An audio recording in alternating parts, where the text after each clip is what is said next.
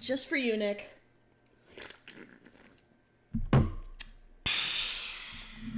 Let's go.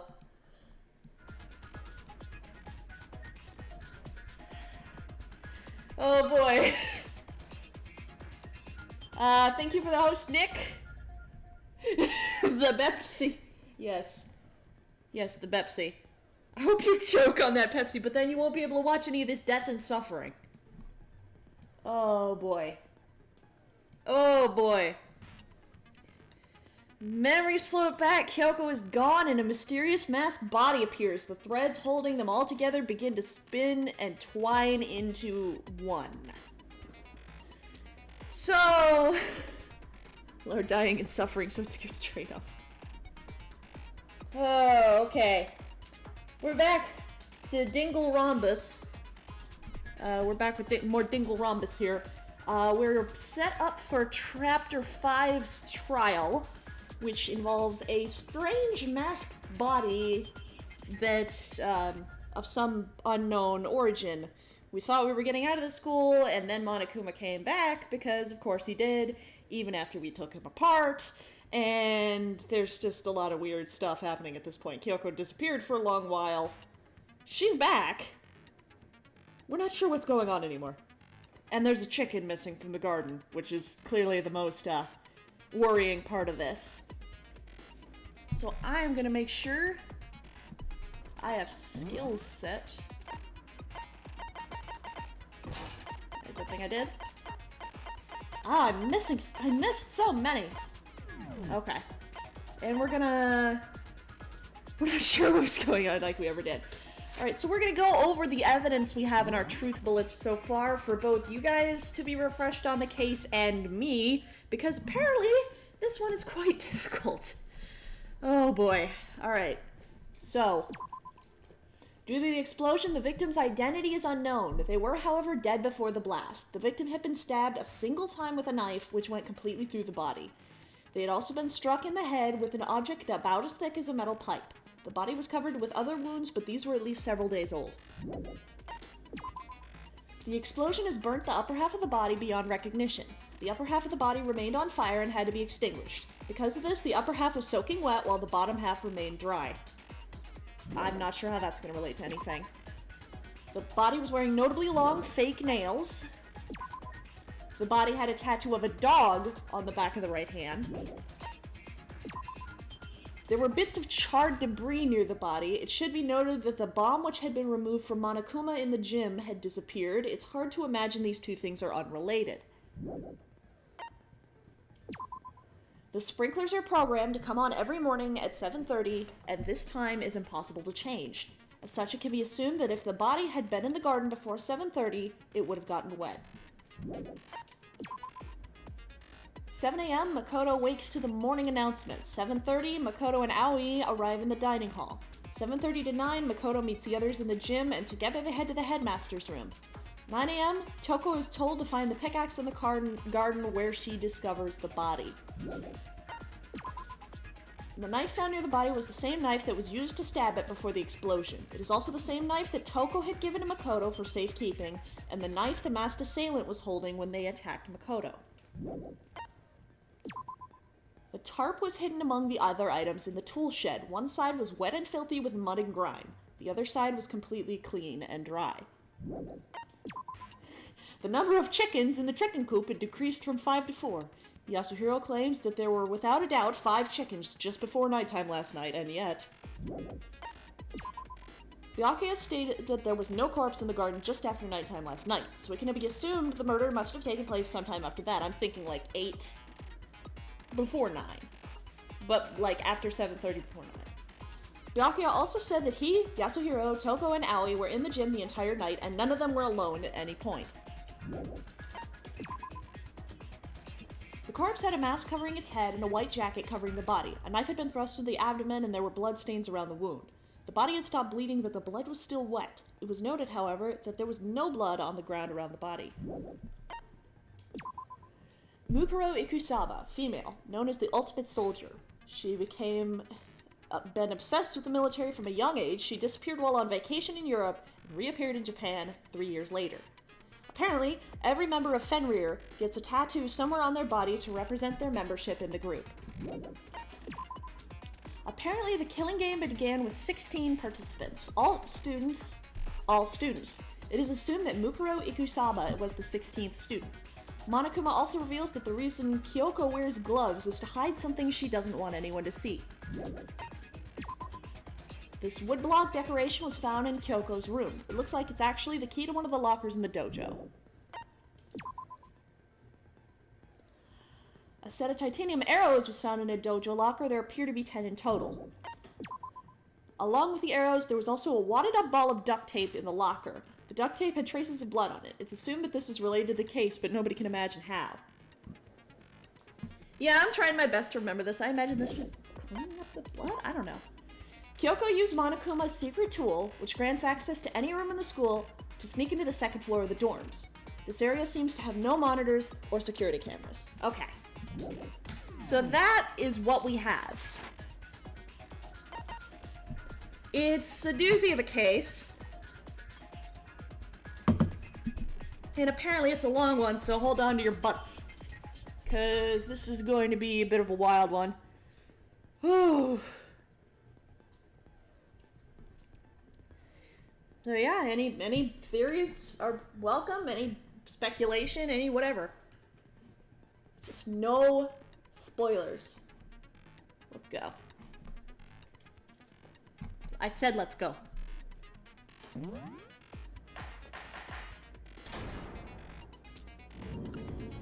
Let's begin with a basic explanation of the class trial. So, your votes will determine the results. If you can figure out who done it, then only they will receive punishment. But if you pick the wrong one, then I'll punish everyone besides the blackened, and the one that deceived everyone else will graduate. It is very bright, and I'm not sure why he keeps changing what this courtroom looks like. Okay, well, I'll leave the rest up to you. Well then, let's discuss the specifics of the victim. First, we need to clarify who exactly the unidentified victim is. It's Kyoko. There's no other explanation. But Kyoko's standing right there. But Kyoko's standing right there. Oh, that's a ghost! This is starting off well. But she has legs and stuff. Well, that's just because she's like the latest evolution in ghost technology. There's a limit to how much ridiculousness I can tolerate.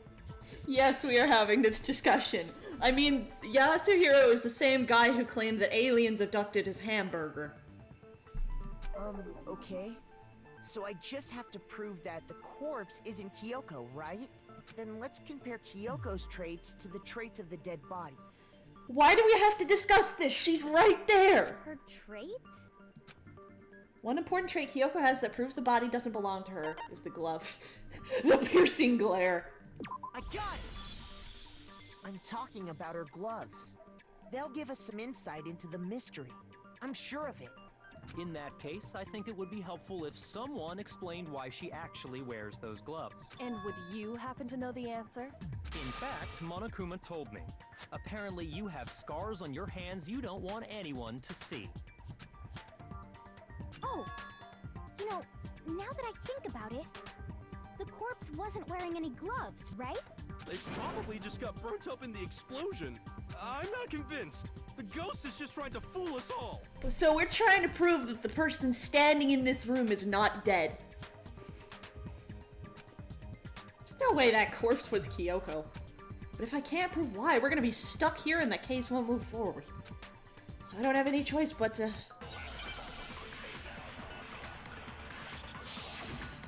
make your argument. We're really...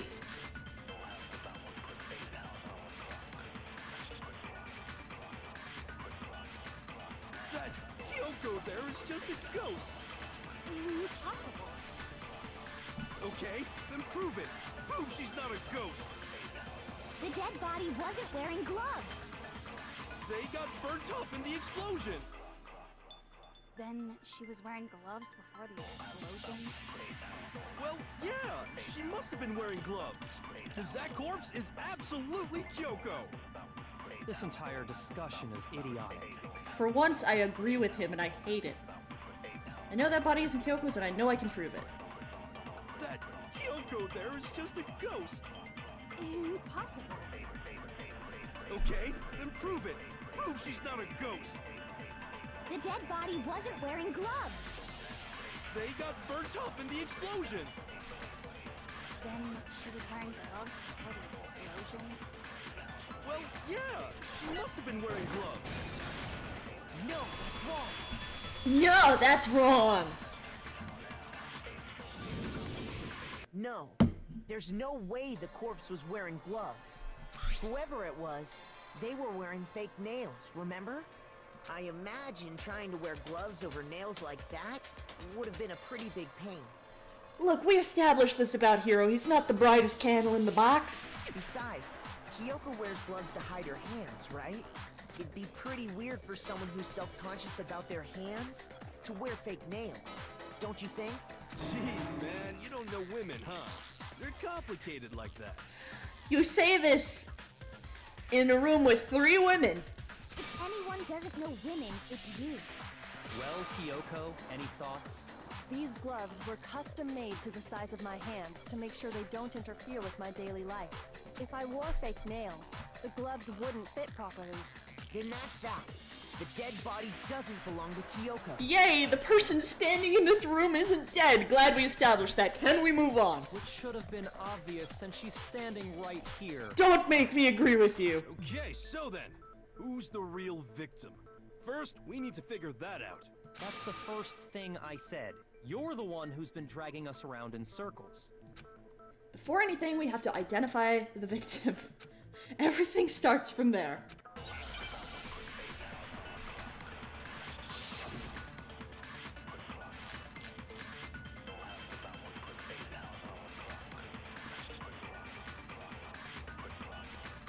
If Kyoko really is still alive, then who died? There's gotta be some way to figure it out. I don't think so. The face was scorched beyond... No, not that. Darn it. Shoot! I have to think about it one more time. I didn't quite mean to do that. Kyoko really... Then who died? There's gotta be... I don't think so. The face was scorched beyond... And there wasn't any description in the Monokuma file. Well, if we can't identify the body... Then there's nothing else we can do, right? And the one thing that can tell us was on the victim's own body. Yeah, it's this. I just need to figure out where to... Kyoko really is still... Then who died? There's gotta be... I don't think so. The face was... And there wasn't any description in the Monokuma file. Well, if we can't identify the body... No, it's wrong. That's not exactly wrong. There was one clue left behind that we can use to identify the body. What? For real? If you're lying, you'll die a cruel and unusual death. Jeez. Cruel and unusual death. This I gotta see. You saw a man get turned into butter. What more do you want? She's just being stupid. Ignore them, Makoto. Tell us what you're talking about. The key to figuring out who it was is the tattoo on the back of her hand. Oh, yeah. The design's pretty strange, huh? Is this a dog? Her master must have made her get it. To be like, you're my bitch.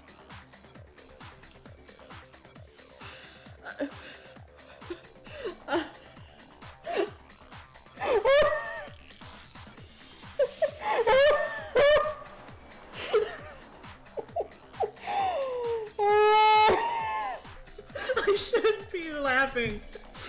I shouldn't be laughing, but that's pretty good. It's messed up, but...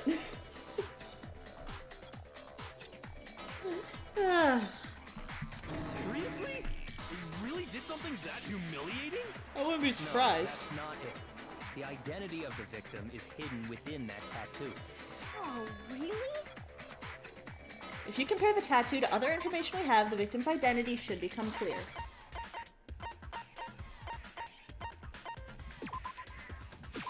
I got it! The Fenrir Mercenary Corps. That's the name of the military group Mukuro Ikusaba belonged to. Okay, so... To show that they're a member of the team, each soldier that joins the squad would get a tattoo representing Fenrir somewhere on their body. Fenrir? The image that represents Fenrir is...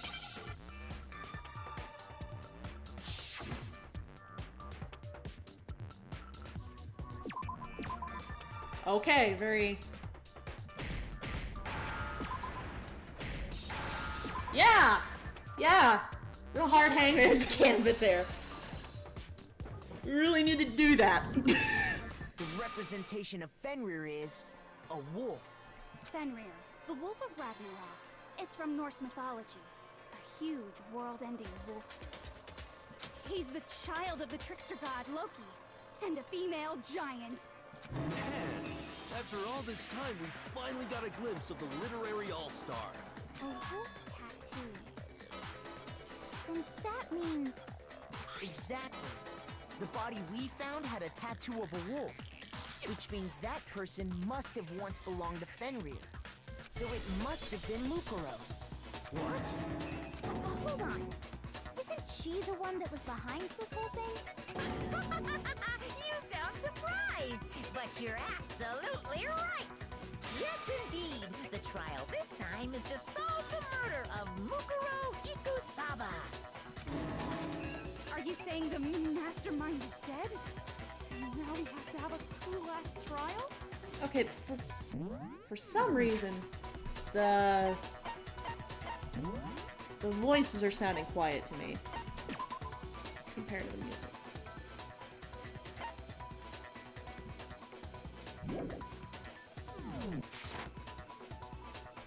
No, it means we were wrong in thinking that Mukuro was the mastermind at all. But I mean, being the ultimate despair seems like a pretty mastermindy title to me. Maybe we shouldn't have been thinking of her as the ultimate despair in the first place. After all, looking at her profile, I didn't see anything that would fit such a description. All it said was that she was the ultimate soldier. If I remember correctly, that other information came from Kyoko. That's what you told Makoto, right? Why are you smiling? So that means Kyoko got it wrong? And who was she? Who was Mukuro Ikusaba? Yeah, let's just see how many times we can Been repeat her gone name this during the whole trial. time? And when she finally turns up, she gets killed. Usually when there's a scene where an important character dies, it has a lot more detail. So you're saying she wasn't an important character, which would mean she was the same as us, just another participant. Then who's the real mastermind? It must have been the Hope's Peak Academy headmaster after all. No, the headmaster has nothing to do with it. But how can we trust that? We already know your information about Mukuro was wrong. My information was not wrong. Okay. We're in the middle of a trial right now. Figuring out who killed Mukuro is first and foremost. Please limit all future prattle, chatter, and chit-chat as much as possible. Fine. Uncovering the identity of the mastermind will have to wait. But remember this. No matter what happens, we will find out who you really are. I stake my family name on it. Man, he's serious. I have officially decided to completely ignore all such attempts at provocation. Now then, just so nobody's confused, let me state this one more time for the record. The reason we're having a class trial is because a murder among the students has taken place.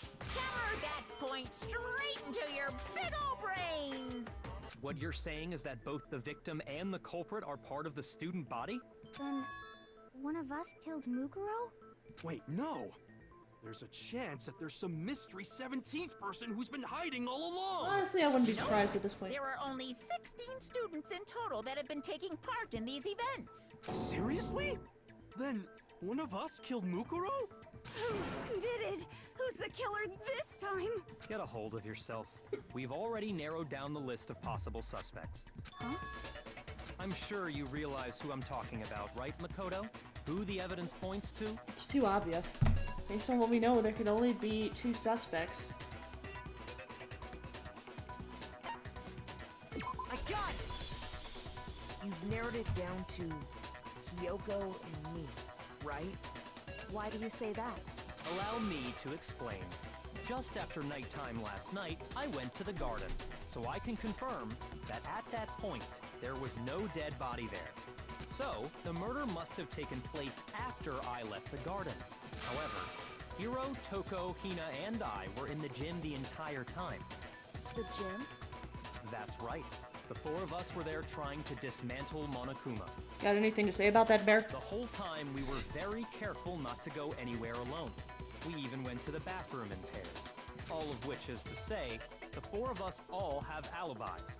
The only ones without alibis Are me and Makoto. That's why you're able to narrow down the list of suspects. exactly so. So the only suspects now are me and Kyoko. Damn it, I can't let this stand. Somehow I have to clear my name. I have something I'd like to say regarding the whole alibi thing. Are you thinking of raising an objection? Well, before that, I just want to try and get a better idea of what time the murder took place. Doing that might reveal some kind of clue. Whatever you want. Somebody go ahead and help him out. Me and Byakuya can both confirm that the body wasn't in the garden at... Well, it was after nighttime for sure. I'd say it must have been around 10 o'clock. So the murder must have happened after 10 p.m. Then I guess we can say the time frame for the murder was between then and when we found the body? Oh, but what time did we find the body? The one who saw the body first was Toko, right? And she went to go get the pickaxe. So that time the body was discovered at 9 o'clock. The body must have been discovered at 9 a.m., since that's when Toko went to get the pickaxe. Now then, Toko, what time is it? Well, when we left the gym, it was just before 9 o'clock, so it's probably 9 on the dot now. Okay, go get the pickaxe and be back here by 9:01. He's right. It had to be around then. So we can be totally sure the murder happened sometime between 10 at night and 9 in the morning. For me, I was already asleep before nighttime hit, so I don't have an alibi after 10 o'clock. But I'm sure I met up with everyone else before 9 this morning. We ran into each other in the dining hall, right? That was around... Oh yeah! Right around 7:30. Yeah, I know this checking part. right before I went in, so I'm totally sure about it. Which means from 10 p.m. to 7:30 a.m., you don't have an alibi. The murder happened between 10 p.m. and 9 a.m., and I don't have an alibi from 10 p.m. till 7:30 a.m. Okay then, it looks like the game has begun. If I can't provide an alibi for that period, then I just have to prove the murder didn't happen during the time I don't have an alibi. To do that, I have to make it clear when the body ended up in the garden. Alright. Now how to do this.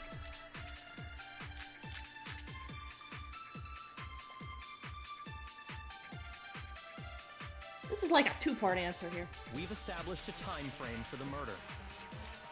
It took place somewhere between 10 o'clock at night Okay, that's and correct. 9 o'clock in the morning. Yep, and Makoto doesn't have an alibi for most of that time. Yeah, from 10 o'clock to 7:30. That's more than enough time to commit murder, I should think. So Makoto, if you have any objections, now would be the time. Oh, jeez. I know what the solution is, but it's like I don't know how to do it. There's something that happens in the garden at the same time every morning. Thinking back, the corpse was almost totally dry. In which case, I should be able to figure out when the body must have appeared in the garden. We've established a time frame for the murder. It took place somewhere between 10 o'clock at night and 9 o'clock in the morning. Yep, and Makoto doesn't have an alibi for most of that time. Yeah, from 10 o'clock to 7:30. Oh, no, not that. Don't scare me like that! Need to think about it one more time. We've established a time frame for the murder. It took place somewhere between 9 o'clock. Between 10 and 9. Yeah, from 7 to That's more than enough time to... So, Makoto, if you have any objections, now would be the...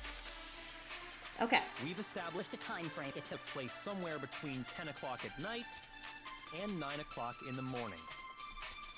Yep, and Makoto doesn't have an alibi for most of that time. Yeah, from 10 o'clock to 7:30. Oh, come on. Shoot! There's only like 3 We've established a Time frame. It took place between somewhere 10 o'clock at 9 o'clock. night, And Makoto... Yeah, from to 7:30. 7:30. Enough time to... So, Makoto, if you have any objections... There's now would only be the time. 2 things I can respond to. There's only 2 Time frame things. for the murder. It took place somewhere between 10 o'clock at night and 9 o'clock in the morning. Yep, and Makoto doesn't have an alibi for most of that time. Yeah, from 10 o'clock to 7:30. That's more than enough time to commit murder, I should think. So, Makoto, if you have any objections, now would be the time. I know the body was dry. I know the body was dry. We've established a time frame for the murder. It took place Somewhere between 10 o'clock and 9 o'clock in the morning. Yep, and Makoto doesn't have an alibi for most of that time. Yeah, from 10 o'clock to 7:30. That's more than enough time to commit murder, I should think. So, Makoto, if you have any objections, now would be the time. We've established A time frame. it took place somewhere between 10 o'clock at night and 9 o'clock I in the don't morning. understand. There's only 2 things I can Makoto doesn't respond have an to. alibi for most of that time. Yeah, from 10 o'clock to 7:30. And I know that the sprinklers there don't work. Because I tried the sprinklers there and the exploded body analysis, but those are both the things that should work.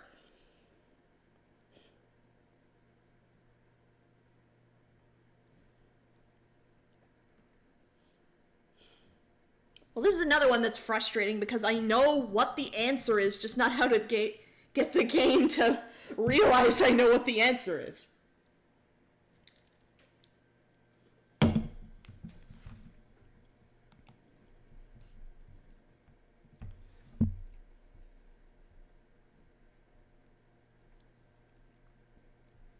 Because, like, I know it's the sprinklers and the body, and, you know, yeah.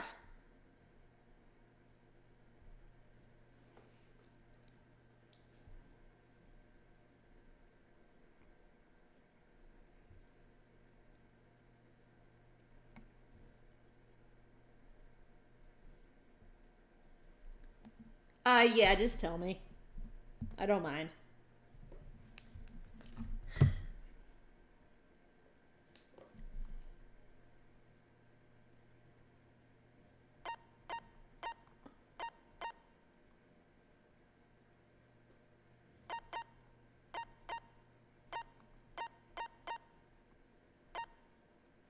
The first yellow text That's more than enough time to commit murder. at 10 o'clock? So, Makoto, That if you doesn't have make any any objections, sense at now would be all. the time. That doesn't make any sense at all. That makes no sense. We've established a time. It took place somewhere between... That makes no sense.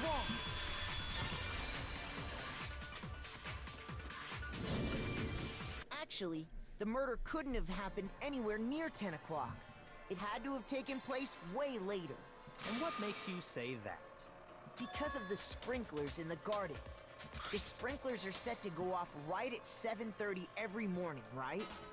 So if the body had been in the garden before 7:30, then it should have been completely soaked. Oh, hold on. I remember this part perfectly. The body was wet. Dripping wet, in fact. Sorry, Toko, but you're wrong. I'm wrong? How? Cause no, that's wrong! No. Saying only the mouth down south was wet? How dare you? No, I'm saying that the body was wet, but not because of the sprinklers. What do you mean? By denying the sprinkler, Are you trying to deny my entire existence? This girl. Man, you're totally wacko. My thoughts exactly. You really think it wasn't the sprinkler? You'd better tell us why! You need to prove that it wasn't the sprinklers that got the body wet. All I have to do is hit Toko with certain evidence and that should do it. If we look at the body itself, that should make it clear. Okay, what are we doing? The moment of truth. I admit nothing. I hate you. No! I don't know anything. Hold on. Are you trying to blame me? I admit nothing. I hate you. No! I don't know anything. Hold on. Are you trying to blame me? I admit nothing. Are you trying to blame me? I admit nothing. I hate you. No! I don't know anything. What's wrong with me? Hold on. Are you trying to blame me? I admit nothing. I hate you. No! I don't know anything. Hold on. Are you trying to blame me? I admit nothing. Are you trying to blame me? I admit nothing. I hate you. No! I don't know anything. Hold on. Are you trying to blame me? Use focus? Nah, I don't think so. I still need that How can you achievement. say it wasn't the sprinkler? This should prove it. Your face. Just remember what the body was like after the explosion, and you'll see why it wasn't the sprinklers. Yeah, I still need to, like... I haven't used focus in the other trials, but I would, like, accidentally hit the key, which decided that it's, like... Bleh. The top half of the I don't know what body was wrong with me wet. there. I'm usually a lot better. I was better at that last time. Completely dry. If the sprinklers got the body wet, shouldn't the whole body have been wet? So they only got the top wet? The bottom was completely dry? What a brutal maniac! I'm so sick of her. Let's just move on. The reason only the top half was wet was because...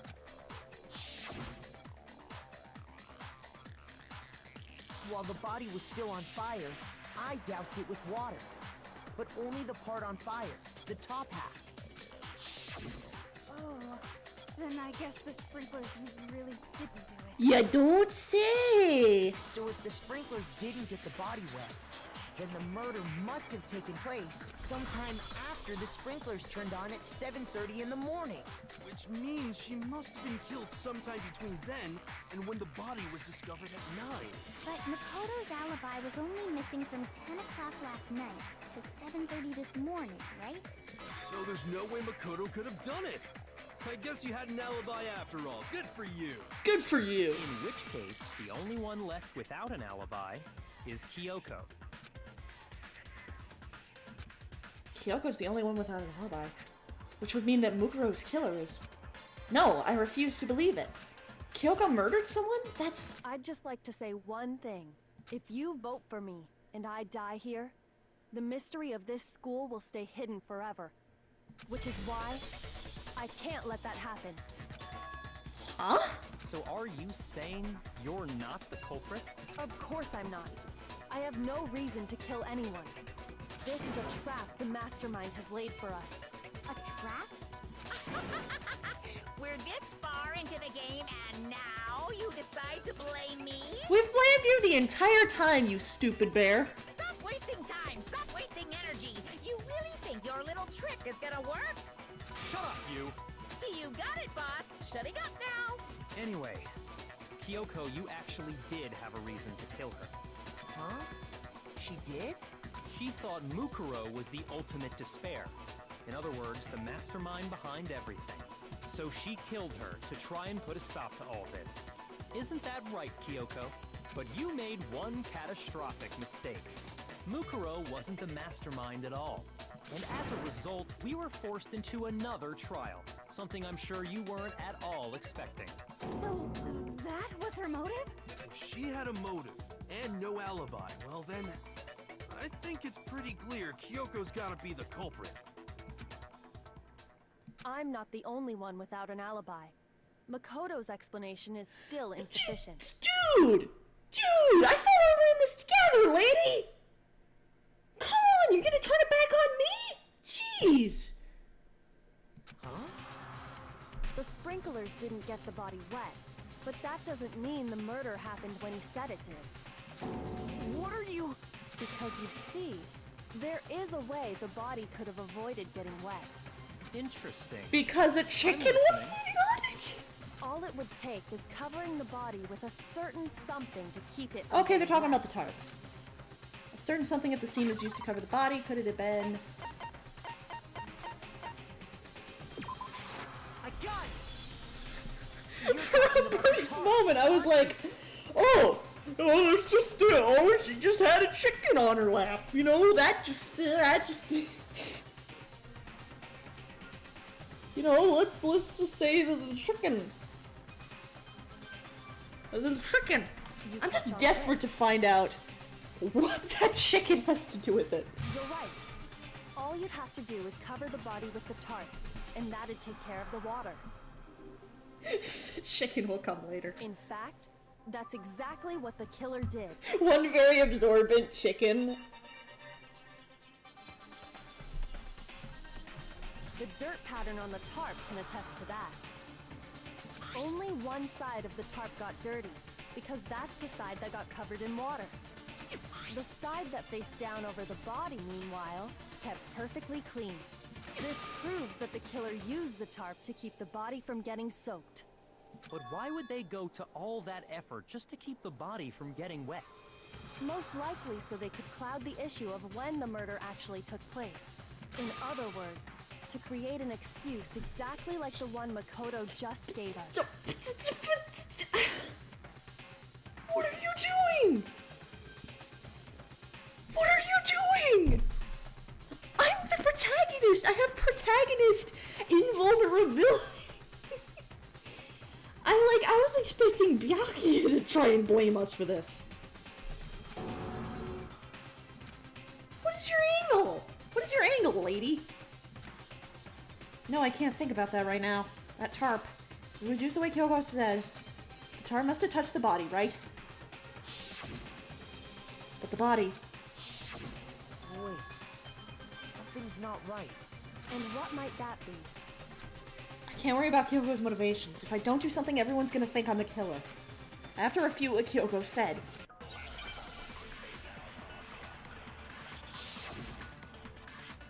What do we have here?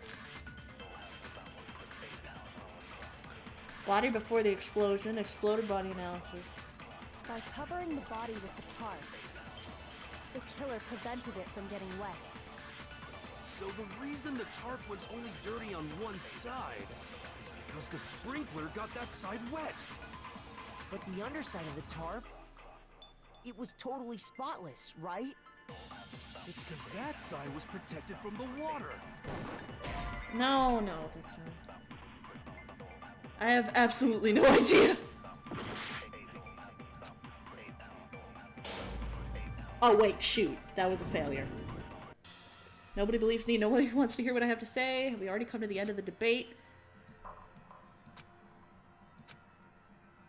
Shoot. I didn't realize.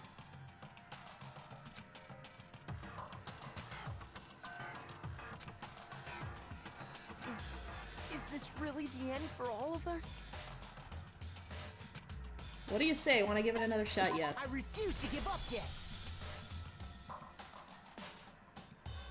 I did not realize I had no health. I did not realize I had no health.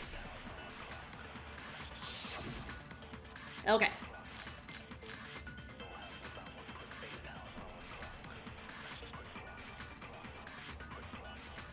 By covering the body with the tarp, the killer prevented... So the reason that...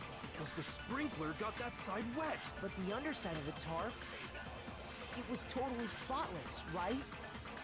It's because that side was protected from the water. since it was facing down toward the body, of course it didn't get dirty! I remember the blood on the body hadn't dried yet.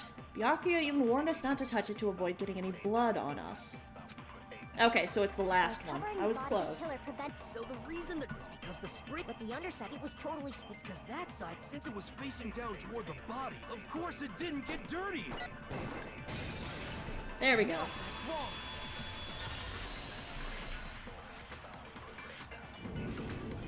Actually, one side being clean is pretty strange if you think about it. No fire prematurely. Got it. That was on me. That was on me. I'm not too upset. Because the blood wasn't dry before the body got blown up, right? Byakuya said it himself. Not to touch it, or you might get some on you. If you put a tarp on a body in that state, it absolutely would have gotten blood on it. Well, maybe the culprit washed it, so nobody would know they'd used it. If they had, they would have washed both sides. Just washing the one side wouldn't hide anything. Oh, yeah, true. More than that, what if the very blood we saw on the body was meant as a kind of camouflage? Huh? The blood was camouflage? What if, after the killer used the tarp to avoid the sprinklers, they then covered the body in blood that didn't belong to the victim? You mean someone else's blood? Where would they get something like that? The chicken! I know! They could have grabbed some of the blood packs from the nurse's office. That's what Hifumi did, right? When he pretended to be dead? No, that's not what happened this time. The killer got the blood from right there in the garden. They got blood from right there in the garden, which must mean...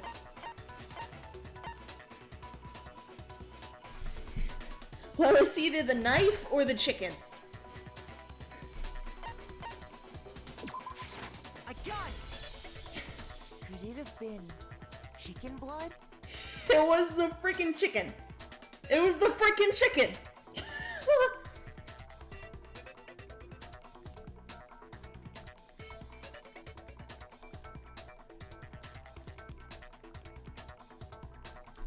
What? Chicken blood? When I checked the chicken coop before the murder, there were 5 chickens. But after the murder, there were only 4. So, you're saying someone killed a chicken? And then covered the body with its blood? This just keeps getting weirder. That's messed up. Killing a living thing just to do something like that is awful. They should have at least eaten it. I wonder if the killer had to get the blood from the scene so they wouldn't be spotted walking around. Anyway, there's no denying that a chicken went missing, which provides a basis for my theory. Perhaps, but What even is so, happening? there's one thing that still doesn't make sense. You said the culprit used the tarp to avoid the water and then covered the body in blood, right? But if that's the case, then the blood should have soaked into the ground around the body. But that's not what we saw. Only the victim's clothing had blood on it. The ground was completely clean.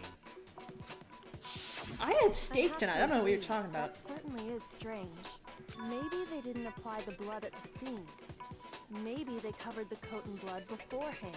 They covered it beforehand? When you discovered the body, was it wearing the coat like you normally would? I think so. Wait, no. The head was through the neck hole, but the arms weren't in the sleeves. Okay, that wasn't even a truth bullet.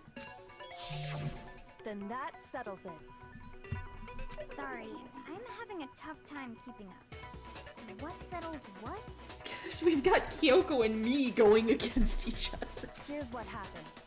The murder took place before the sprinklers went off, but the body didn't get wet because the killer covered it with the tarp. Then, later, at the same time the killer was gathering up the tarp, they pulled the coat over the body. The coat they'd already covered in blood.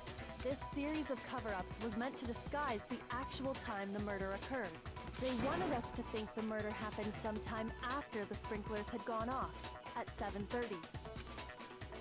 If that's actually what took place, it certainly becomes possible that the murder happened earlier. But to pull all that off, wouldn't they have had to go back to the garden after the sprinklers turned off? That actually wouldn't have been all that difficult. Huh? They already had the coat ready, so they just had to grab the tarp and pull the coat over the body. They'd be done in no time. Maybe. But still. Hina, after you met up with Makoto in the dining hall, did you two stay together from that point on? Oh no. I headed off to the gym, and Makoto didn't show up till later. I went right there! And he had plenty of time to spare, wouldn't you say? That's not... Don't bother saying it's not possible. I must admit, Kyoko's reasoning is sound. Makoto's alibi is inadequate. Can I just yell, I'm the anime protagonist? Why is Kyoko trying to entrap me? Is she, like, testing me? I don't understand. Disguised dead body has been added.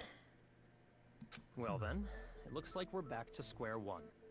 Makoto's alibi is no good, so once again, our suspects are him and Kyoko. For serious, man? Which one of them did it? Hey, why don't we let luck decide? Let's flip a coin. 50-50 odds. Oh!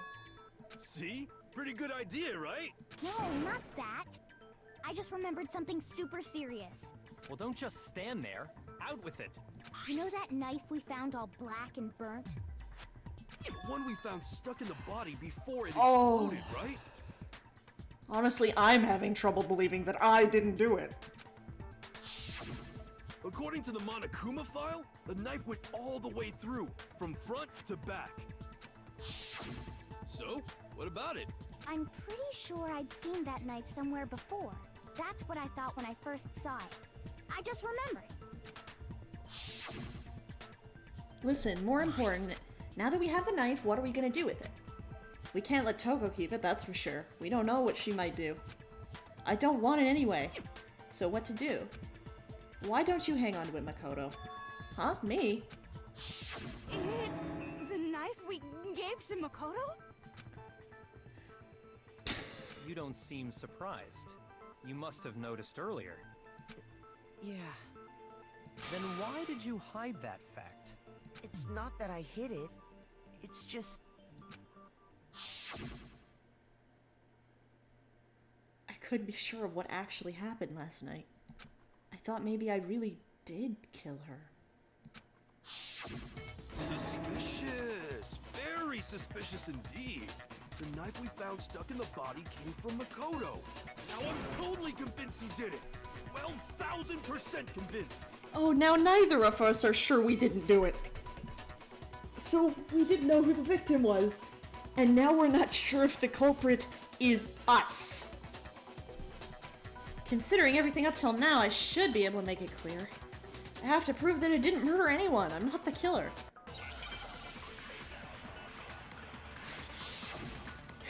What is happening? Disguised dead body. Alright, I'm gonna go through this one.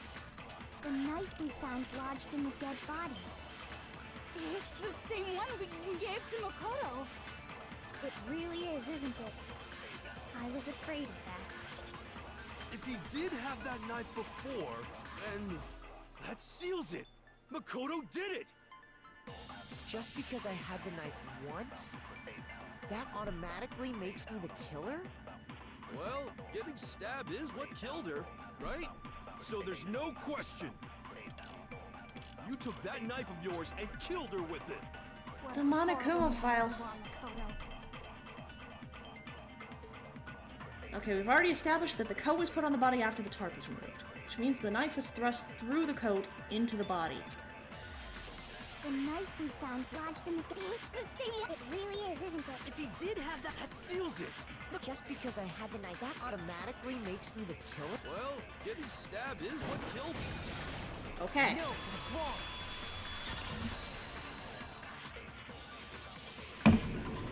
I think they Wait, were killed by the pipe. The stab wound isn't what killed Mukuro. That should be clear from the description of the cover-up we just heard. Lies! We never talked about what killed her. No, don't you remember? The killer covered the dead body with the tarp, and then put the bloody coat on it, right? In other words, the victim never wore that blood-stained coat until after they were dead. Okay, fine. So what? So, when we discovered the body, the knife had been thrust through the coat along with the body. Meaning, if she wasn't stabbed until the coat was put on, and she was already dead at that point, obviously the stab wound isn't what killed her. Maybe you stabbed her twice. Once to kill her and once to cover it up. The victim was stabbed twice in the same spot? No, there's no way that's possible. The exact condition of the body was written down for everyone to see. I got it! The Monokuma file clearly states that there was only one stab wound. Oh yeah, it sure did. Totally forgot about that. Yeah, maybe you should think about that before you accuse somebody of murder. Then the knife... was just another piece of camouflage set up by the true killer. They probably stabbed her to draw attention away from what actually killed her. Exploding the body afterward was probably meant to do the same thing. The explosion severely damaged the body, making it impossible to know what really killed her. It was all the killer's attempt to destroy all evidence of their crime. So they wanted us to notice the stab wound and then detonated the body afterward. They meant for us to latch onto the knife as the cause of death, then destroy any evidence proving otherwise. Oh, hey, I have a question. It kinda goes back to the beginning, but what's the deal with that explosion anyway? Why'd the body just blow up all of a sudden like that? If you bothered to put that lump of gray matter between your ears to use, you'd know the answer. Hey, hey, hey. Say what you want to me. You don't get to talk like that to Hina. Well, if you're so smart, just tell me. I'll tell you. I bet some unknown quantum particle caused an atomic level spontaneous combustion. You really are not helping, Hero. You're not helping at all, honey. Please just stop talking. I might be dumb, but even I'm not dumb enough to believe that. Go ahead, Makoto. Tell her or we won't make any headway on this. There's only one explanation I can think of for the explosion. I got it! After the explosion, we found a tiny fragment of something on the ground near the body, right? That fragment reveals the cause of the explosion. Huh? You know, I feel like I've seen something like it somewhere before. That's only natural, because of course, we saw the same thing when we dismantled Monokuma. I'm surprised Monokuma has not actually said anything about his dismantling so far. It's part of a bomb. Oh! Then the explosion was because of the Monokuma bomb. Anyway, the culprit's motive is becoming more and more obvious by the minute. They wanted the knife wound to look like the fatal injury so that we'd suspect Makoto. You keep seesawing on this! And the only one who would benefit from that is the only other possible suspect. You, Kyoko. Water under the bridge. We took him apart and poked around in his guts. Hold on a second, Byakuya. What's the problem? Well, I just feel like we need to think this through. We still don't know what actually killed the victim. That's true. It's definitely bugging me. What really killed her? Fine. I have no problem with that. Let us continue the debate. It won't change the facts of the case regardless. We need to determine what ultimately killed the victim. I need to concentrate.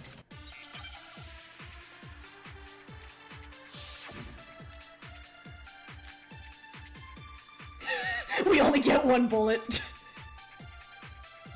Pull the trigger, Piglet. Then shall we continue the debate? The victim's fatal injury has yet to be determined, correct? The explosion didn't kill her for sure. I guess. Well, yeah. She was already totally dead when that happened. And it wasn't me because of the knife, right? And then there's only one other thing. Oh yeah. According to the Monokuma file, that's gotta be it. There was evidence that showed she was hit on the back of her head. No, it was the front of her. Right. Okay, it didn't take the advice and I shot too early. Then shall we continue? The victim's fatal... The explosion didn't kill. Well, yeah. And it wasn't even then. Oh, yeah. That's gotta be it. And more than that, the victim had suffered countless wounds across her entire body. That wasn't right. That's not right. Countless wounds. They were days old. Then shall we continue? The victim's fatal injury has yet to be... The explosion didn't kill her for sure. Yes. Well, yeah. She was already totally dead when that happened. And it wasn't because of the knife, right? And then there's only one other thing. Oh, yeah. According to the Monokuma file, that's gotta be it. There was evidence that showed she was hit on the back of her head. And more than that, No.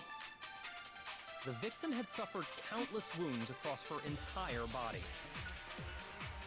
The knife was a cover-up and all those other wounds on her body weren't fresh. Which only leaves...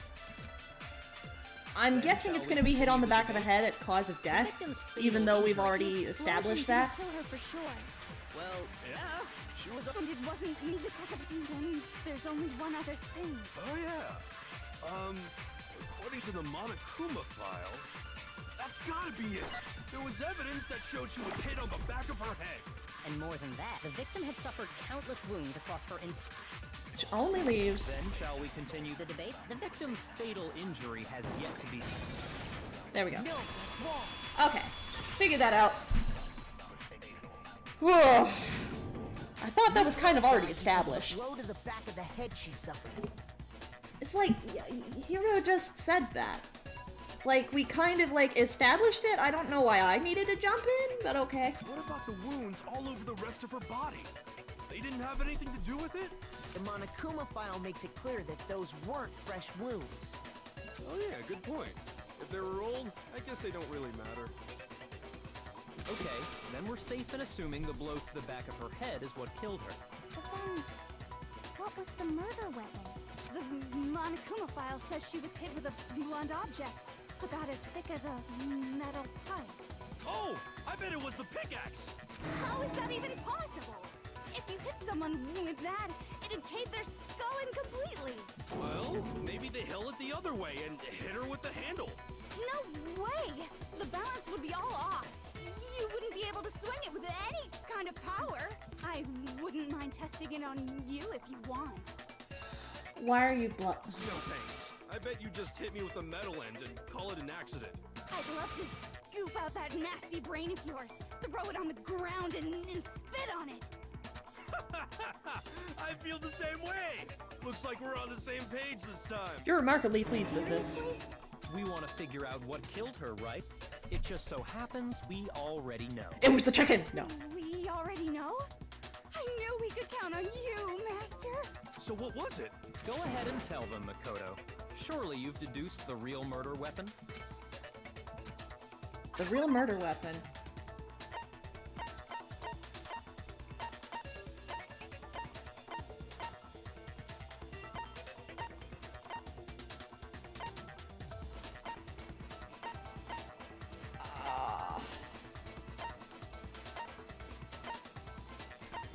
Wasn't the wood block?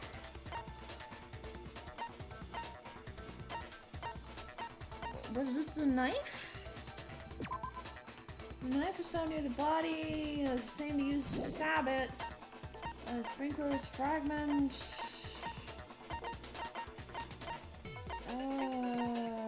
Wasn't the chicken. This stated it was sometime after night. Frozen chicken. Thrust in the abdomen, there were blood stains. There was no blood on the ground. Was it?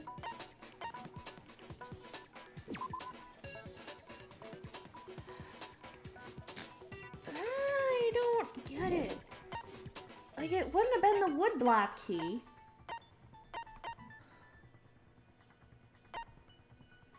Would it have been the arrows? The arrows are the only real weapon that exists, and the woodblock key wouldn't be strong enough, but the titanium arrows wouldn't be thick enough for that. I mean, titanium's pretty light.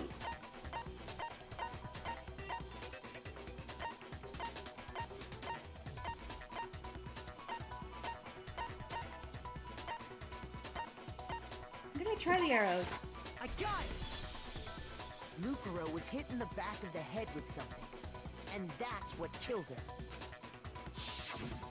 And that something was the titanium arrow we found in the locker in the dojo. That still doesn't make sense because that's... you ever seen an arrow? Like, you ever felt it? That's not that thick. Arrow. That's what the culprit attacked Mukuro with? Indeed. There's no doubt about it. Are you sure? That sounds kinda weird. Hey! How dare you backtalk, Master? You have no right! I'm not back-talking anything.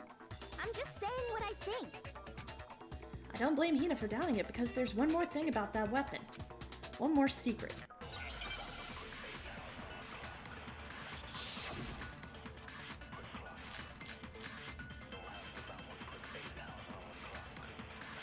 Bloody duct tape, woodblock key, titanium arrows. The titanium arrow. It was in the dojo locker, right? I have no doubt that was the murder weapon. Are you sure? You don't sound convinced. What's the problem? Well, because in the Monokuma file, it said the weapon must have been about as thick as a metal pipe, right? Yeah, that's my problem with with it. it. An arrow would just be too thin. Talking back to Master! You have no right! Yeah, you're just being weird again. If it was just that titanium arrow, it wouldn't be nearly thick enough. Which is why they used... the duct tape? The titanium arrow. It was in the dojo locker, right? I have no doubt that was the murder weapon. Are you sure? The duct tape? You don't sound convinced. What's the problem? Well, because in the Monokuma file, it said the weapon must have been about as thick as a metal pipe, right? It seems like an arrow would just... That was it? It's the duct tape. The duct tape. You're right. Just the one arrow would have been too weak. Oh, wait. Oh, they taped all the arrows together. They taped all the arrows together. Another weapon? Inside the dojo locker, we also found a balled-up wad of duct tape. The killer probably uses duct tape to bind multiple arrows together. That's still pretty light. Bundling them together using the duct tape would easily create a single weapon as thick as a pipe. And that's exactly what the killer did. It's similar to Aesop's fable about the bundle of sticks. One stick is weak, but put them together and they become strong. It's meant to teach cooperation. Damn, that's harsh. How is it harsh? Are you even listening? Anyway, that explains the murder weapon. As for who the culprit is that stashed the weapon in the dojo locker, it was you, Kyoko. I've never been to the dojo. A blow to the back of the head, not a cave their skull in attack.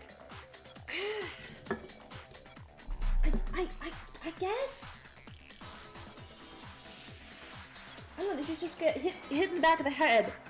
Like, hit in the back of the head with something, and you die. Just straight up. Oh no. I don't know, it just seems you weird. Absolutely have. How can you say that with such confidence? Because we have proof, of course. Don't we, Makoto?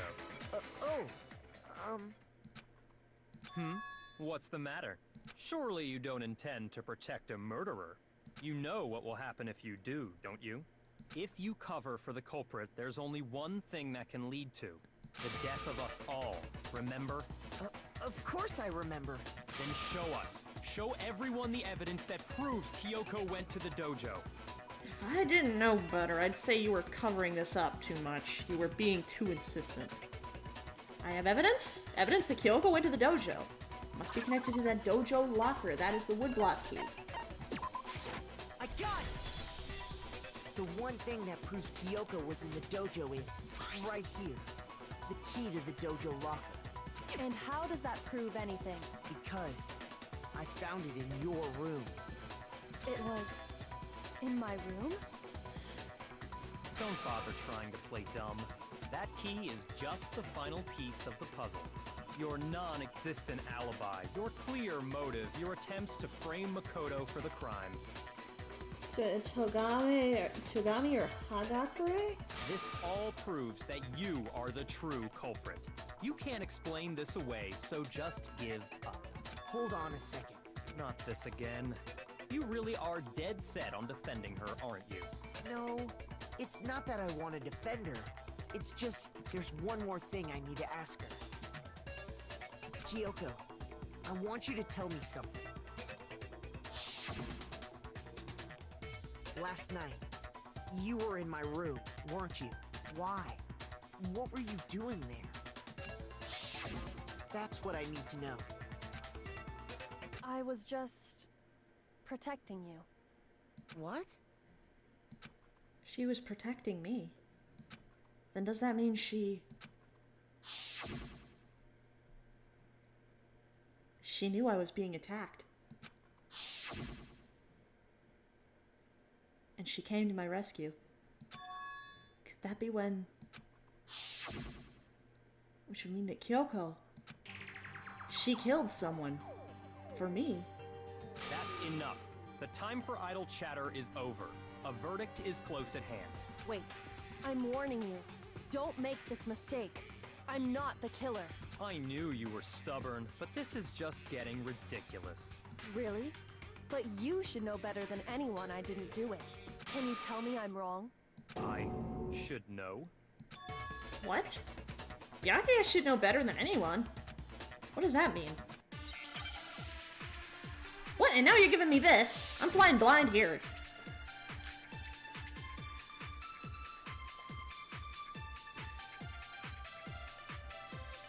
Those words you just spoke, what do you mean? Exactly what I said. I'm not the killer. You should understand that more than anyone here. Byakuya, what are you hiding? Master would never hide something from me! Master doesn't like you very much. There's proof that you aren't the culprit. Is that what you're saying? You stated a theory earlier. You said I hid the evidence of my crime in the dojo locker, and then left the locker key in my own room, correct? But could I really have done that? Kyoko gave her room key to Byakuya, right? Which would mean... Those words you just spoke, what do you mean? Exactly what I said. I'm not the killer. You should understand that more than anyone here. Byakuya, what are you hiding? Master would never hide something from me! There's proof that you aren't the culprit. Is that what you're saying? You stated a theory earlier. You said I hid the evidence of my crime in the dojo locker, and then left the locker key in my own room, correct? But could I really have done that? Kyoko gave her room key to Byakuya, which would mean... Those words you just spoke, what do you mean? Exactly what I said. I'm not the killer. You should understand that more than anyone here. Byakuya, what are you hiding? Master would never hide something from me! There's proof that you aren't the culprit. Is that what you're saying? You stated a theory earlier. You said I hid the evidence of my crime in the dojo locker, and then left the locker key in my own room. But could I really have done that?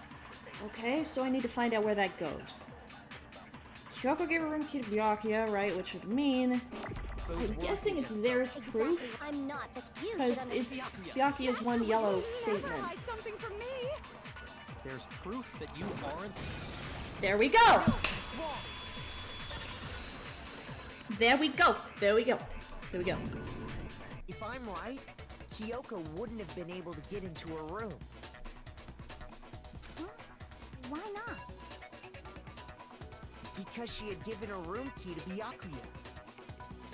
I see. So that's what you meant. And if I had the key to your room... I wouldn't say I'm good at this. I already failed the trial.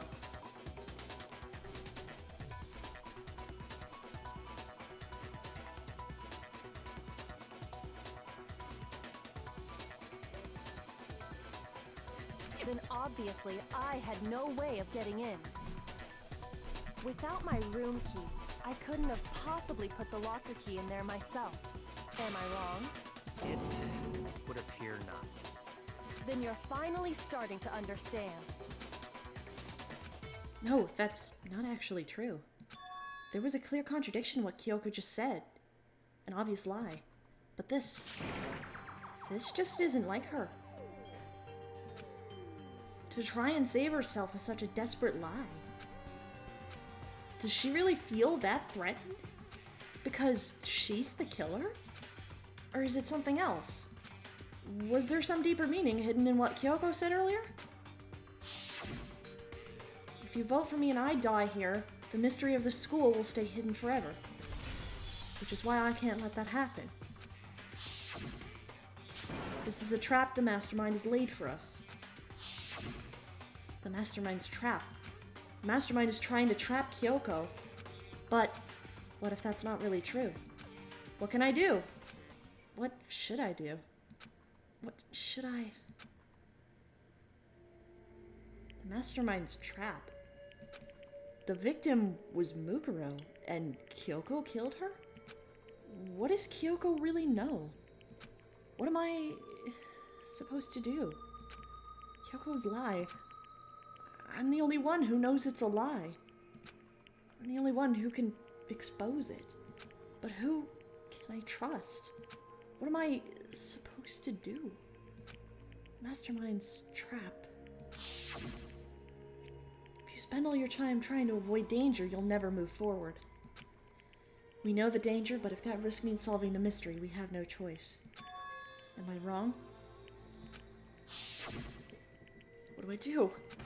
I have to decide right here and now whether or not to expose Kyoko's lie.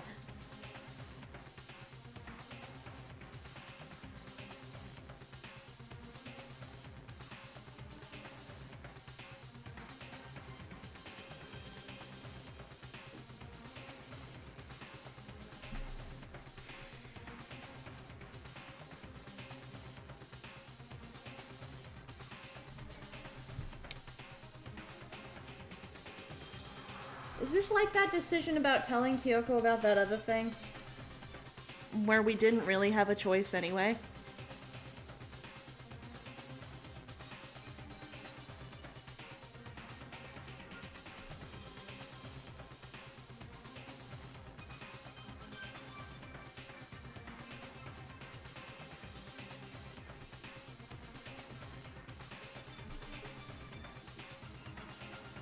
If I die here.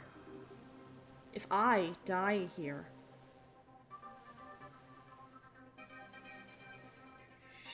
She did do it.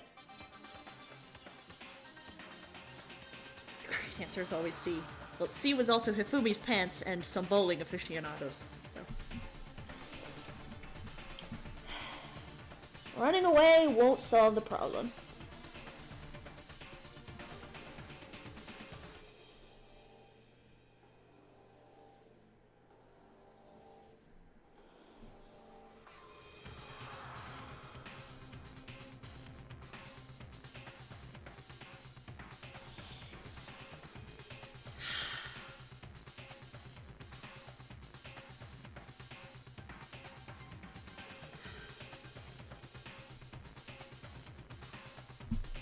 Good idea, can I?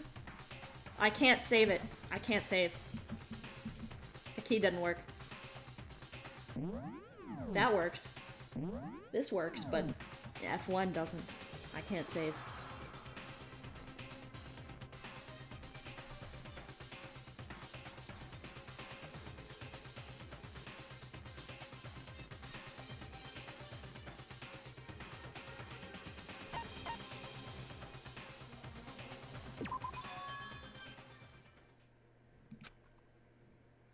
To believe in Kyoko. There's no way she would kill someone. There has to be some secret here. Something that has to do with the Mastermind's trap that Kyoko mentioned. Well, does no one have a rebuttal? Have you decided to accept her assertion as fact? I see. So you still refuse to accept it. I suppose we have to admit that Kyoko didn't put the locker key in her room. That it was someone else. but who else could it have been? I mean, Byakuya had a room key, right? You! What are you trying to imply? But of course, I have an alibi. From nighttime on, I was with you guys the entire time. I couldn't possibly have killed anyone, or put the key in Kyoko's room. Just promise that you'll see this to the very end. That scares me that you're saying that. Oh, that scares me. To the very end. That, oh. Oh.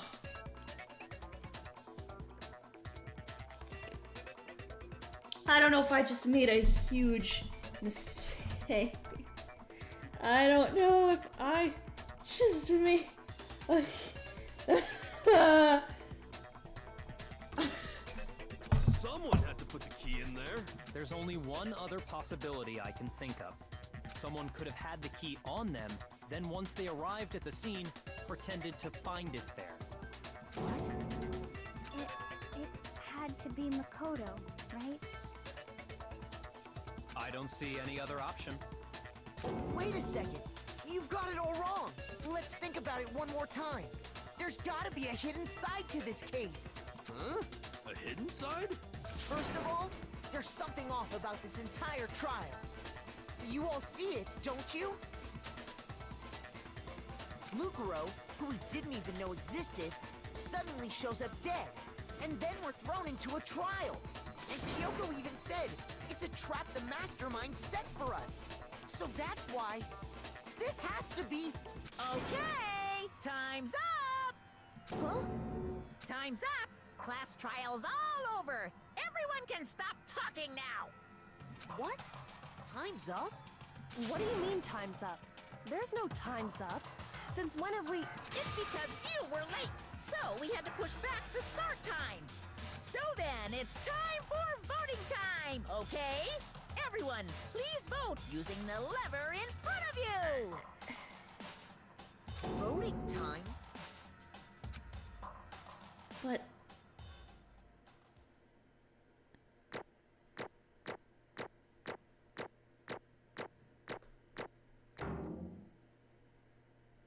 What's happening?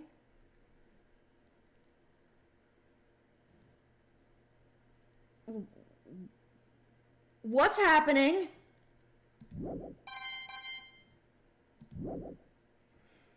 Now, who will be chosen as the blackened? Will you make the right choice or the dreadfully wrong one? What is happening? Hey, hold on! What's it gonna be? What's it gonna be?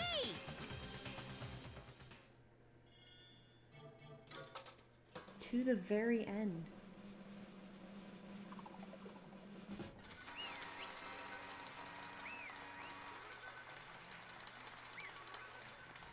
But...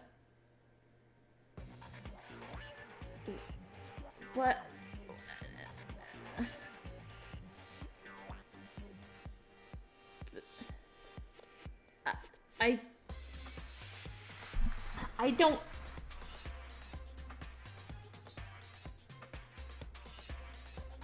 I don't understand. I don't understand.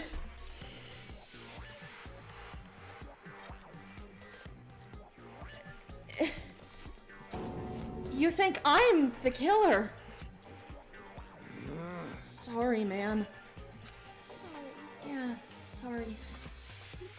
It's all your fault. Everyone, you're wrong. You've got it all wrong. I didn't do it. Yes, indeed. Good job, everyone. Good job. Yep. They got it right. No, I know that's not true. None of this makes any sense. This whole trial doesn't make any sense. Hey! It makes perfect sense. Shing! It's the same as always. It's just like all the other class trials, and I'm gonna end it the same way. Thrills, chills, kills! It's time for your heart-pounding, positively thrilling punishment. Wait, why do I... Kyoko! I don't expect you to forgive me. I know this is all my fault. Kyoko! Let's give it everything we've got! It's punishment time! I don't understand.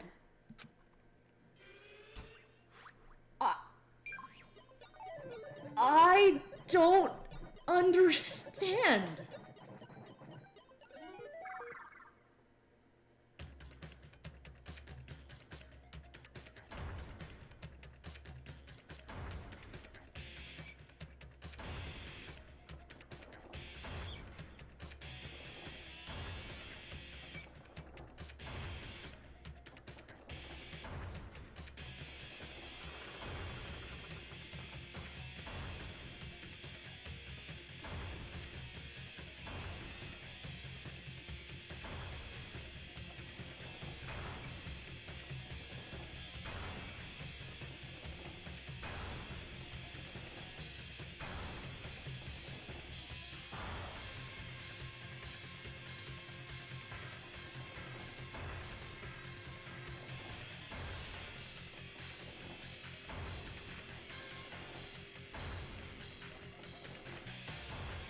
What?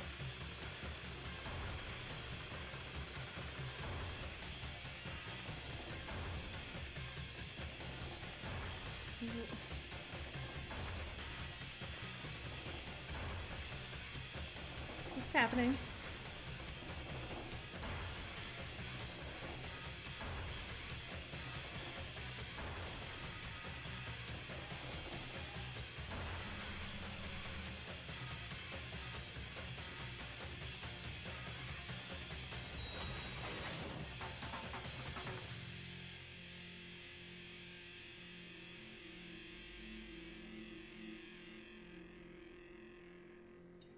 Shihiro?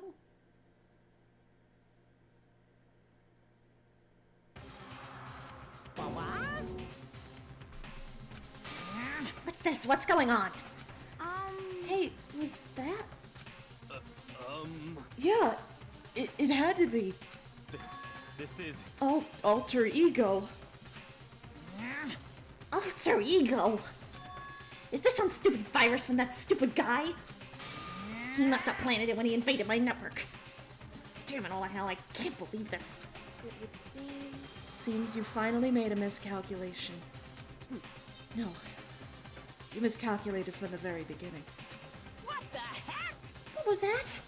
In other words... What I'm saying is, you shouldn't have underestimated us. Why are you talking like you've already won? I barely felt a thing. It was a pinch. An itch. The stupid virus is gone now. Got it? And so is Makoto. Maybe I didn't get to smack him flat, but you're never gonna see him again. To waste away in a garbage-strewn pit. In a way, that's an even better special punishment. But it's still not enough. I'm still not satisfied. I'm still gonna bring despair to the rest of you, and despair to the entire world.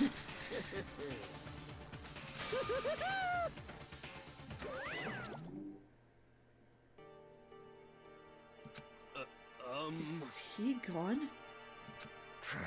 Hey, Kyoko, what's the meaning of all this? Just what the hell is going on? Calm down. It's okay. We're not the ones being trapped this time. Huh? In other words... Now it's the mastermind that's ensnared. What did you say? What are you talking about? So... You'll understand soon enough. Very soon indeed.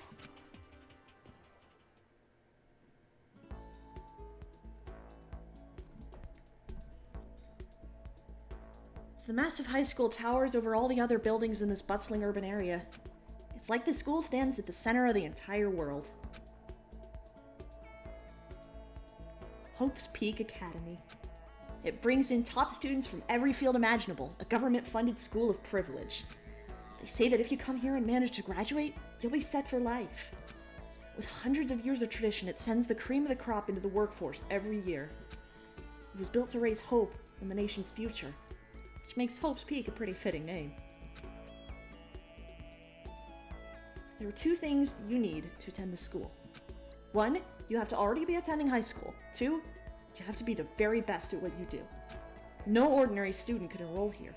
the only way in is if you're scouted by the school itself. Standing there at the gate of the ultimate school filled with the ultimate students was me.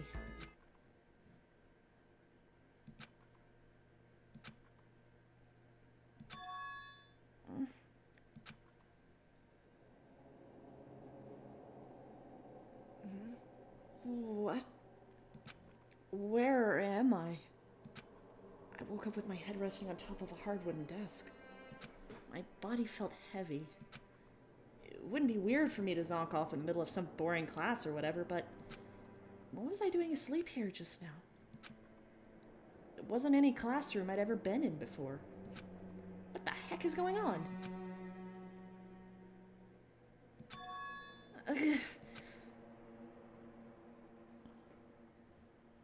Finally.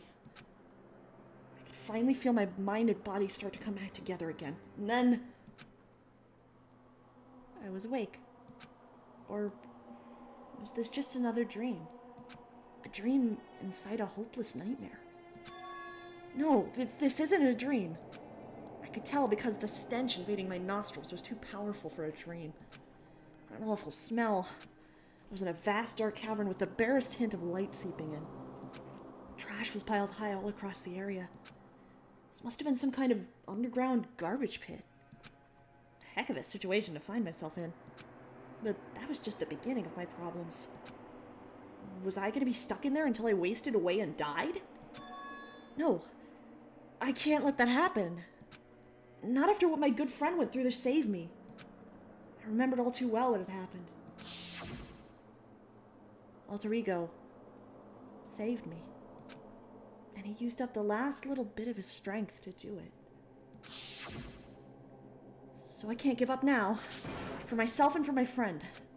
With that, my pursuit of survival began. First step was to start looking for a way out of here. I don't know what's happening. Is that an airplane? How'd something like that wind up in the school's garbage pit? This is a desk. It's probably the one that fell down here with me. Oh, that's a Monokuma. That is a Monokuma. That's a rocket and a tank. I'd better not think too much about what I'm seeing down here.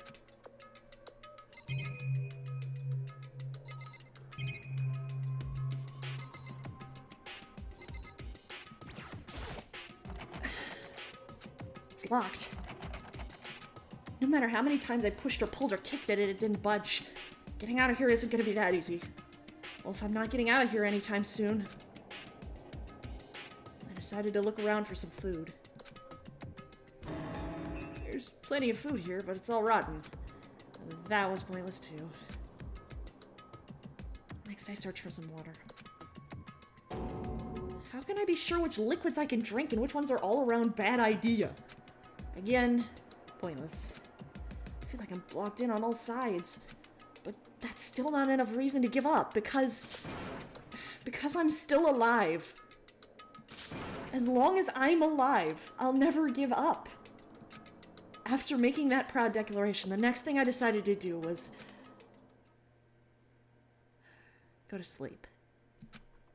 My sleep was deep and uninterrupted. That was my only way to preserve what little strength I had left after not being able to eat or drink. I can't be sure, but I think at least a full day had to have passed. And all I did was sleep and sleep. It's like I was waiting for some kind of sign to come falling out of the sky. However, what fell from the sky wasn't a sign. Not exactly. Got crunch. What the? The strange sound pierced my silent isolation, jarring me awake. As I watched, the pile of garbage jostled and formed an odd shape. Did something fall down over there? Something fell from up above. What could it have been?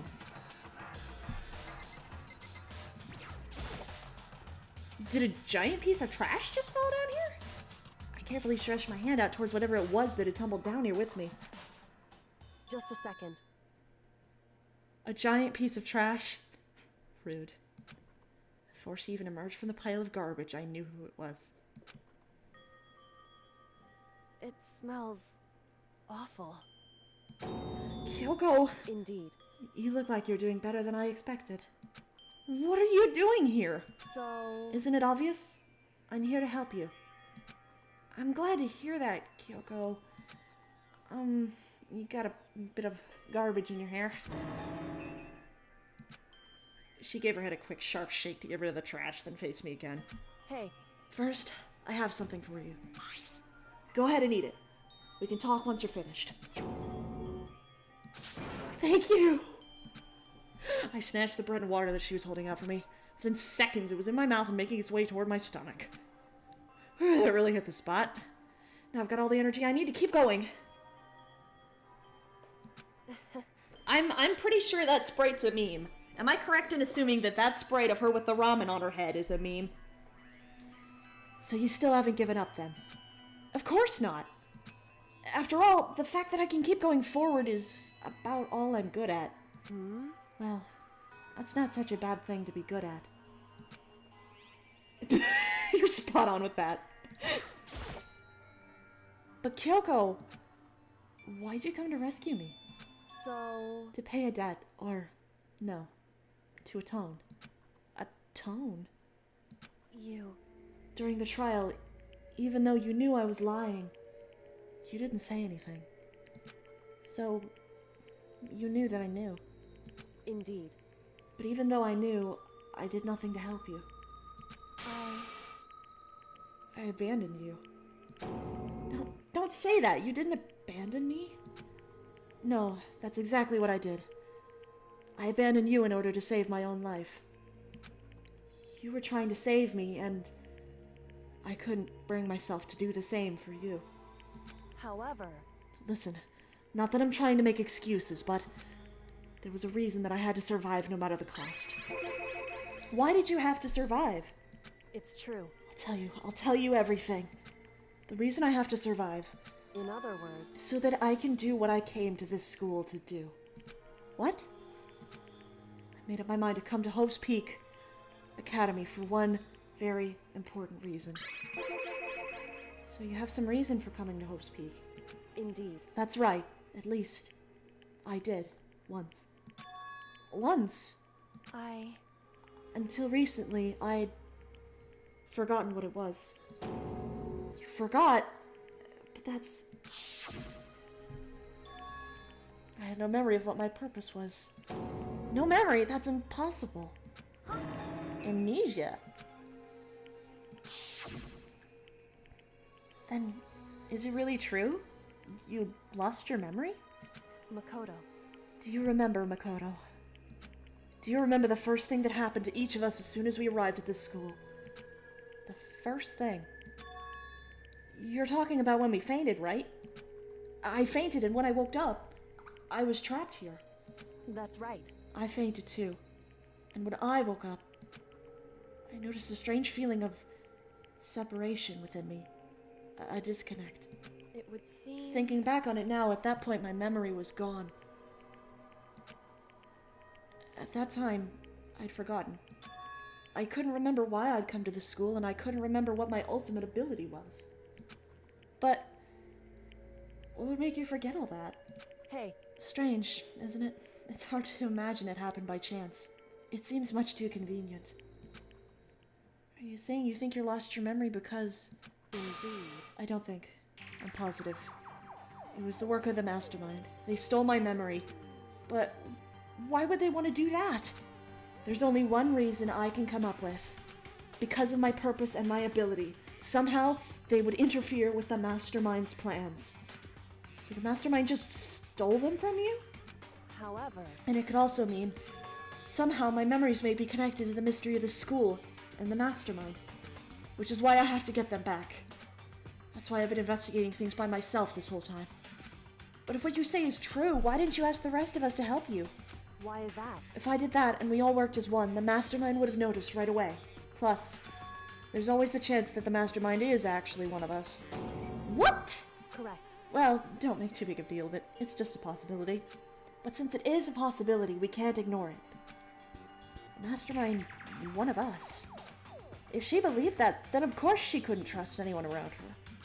In which case, it only makes sense that she would look into her missing memory by herself. However, That being said, there was a limit to what I could do by myself, which is why I asked you to help me. But why me? Because you're the protagonist, because among everyone you were least likely to be the mastermind. That was just intuition, but... I see. Your intuition was right, though. There's no way an ordinary kid like me could have been the mastermind. I understand. I should understand everything. My goal isn't to get out of here. It's to stay here. It's just like the dream I had before, but... Why did that just happen? listen. Are you okay? Oh yeah, it's nothing. It is nothing, right? Hey, Even now, I still trust you, you know. It's just... I'm not used to relying on others. correct. I know I never asked you for help the right way, so I understand if you're not convinced. Honestly, I was convinced. I think that's just her personality.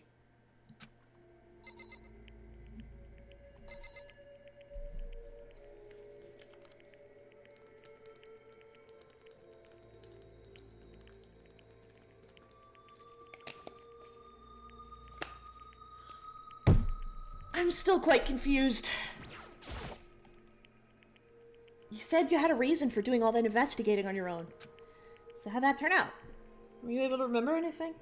So, I think there's still a lot I don't remember, but at the very least, I was finally able to recall my purpose and my ability.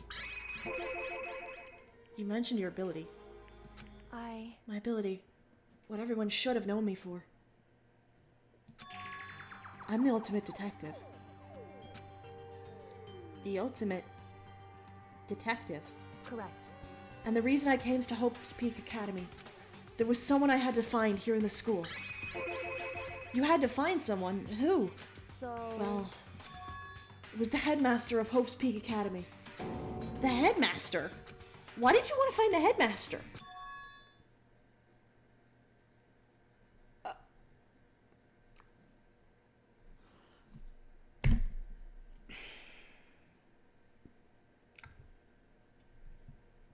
I admit to having been spoiled on several things. A few major things over the past week. That wasn't one of them. That wasn't one of them. That was not one of them. Okay.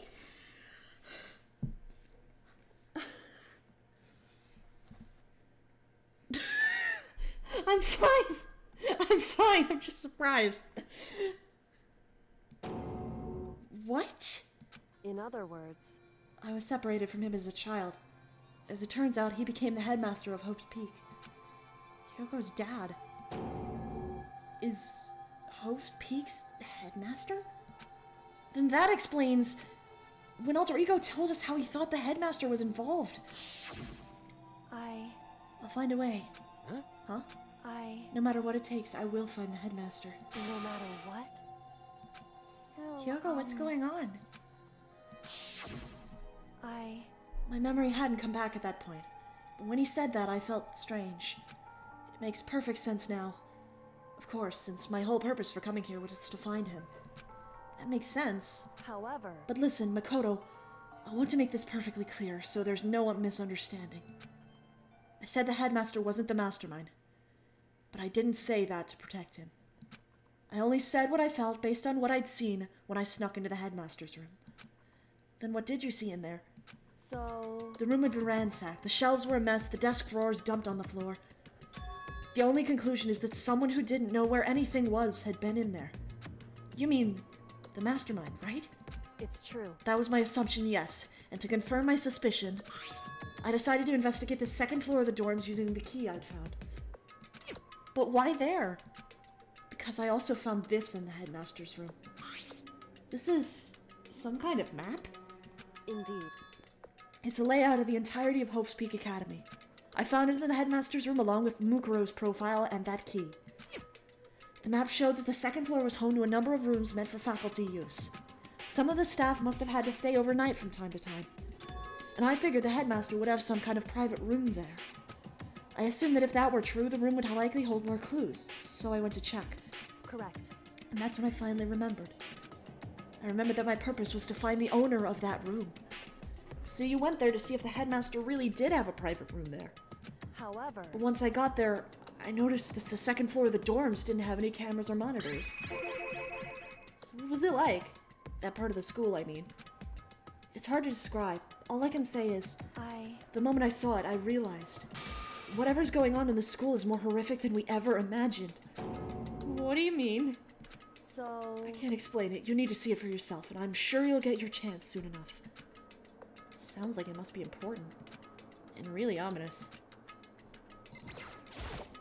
However... Of course, once I got to the second floor of the dorms, there were no cameras and no monitors. Which is why I had no idea what was going on in the rest of the building. It has to do with Mikuro Ikusaba, doesn't it? However... Just to be perfectly clear, I didn't kill her. And I know it wasn't you either. I know you're right, but that just means everyone but you and me had an alibi. So then who did kill her? Anyway... What I can say for sure is that the mastermind is directly involved. To begin with, the point of the class trial of Mikuro Ikusaba was to get me killed. Get you killed? Indeed. I stole that key and disappeared, and in retaliation they wanted to draw me out and eliminate me. Correct. That was the point of the class trial. It was? The mastermind knew they couldn't interfere directly. You mean because of the school regulations? That's right. Exactly. With minimal restrictions, you are free to explore Hope's Peak Academy at your discretion. In other words... The mastermind is adamant about following the rules, and with that rule in place, they couldn't step in. Since they couldn't kill me themselves, they tried to use the class trial to do it. The mastermind couldn't step in because of the rules. That makes it sound like the mastermind themselves is somehow bound by the school regulations. Hey. There's one other thing I'd like to point out about the murder of Mikuro Ikusaba. What's that?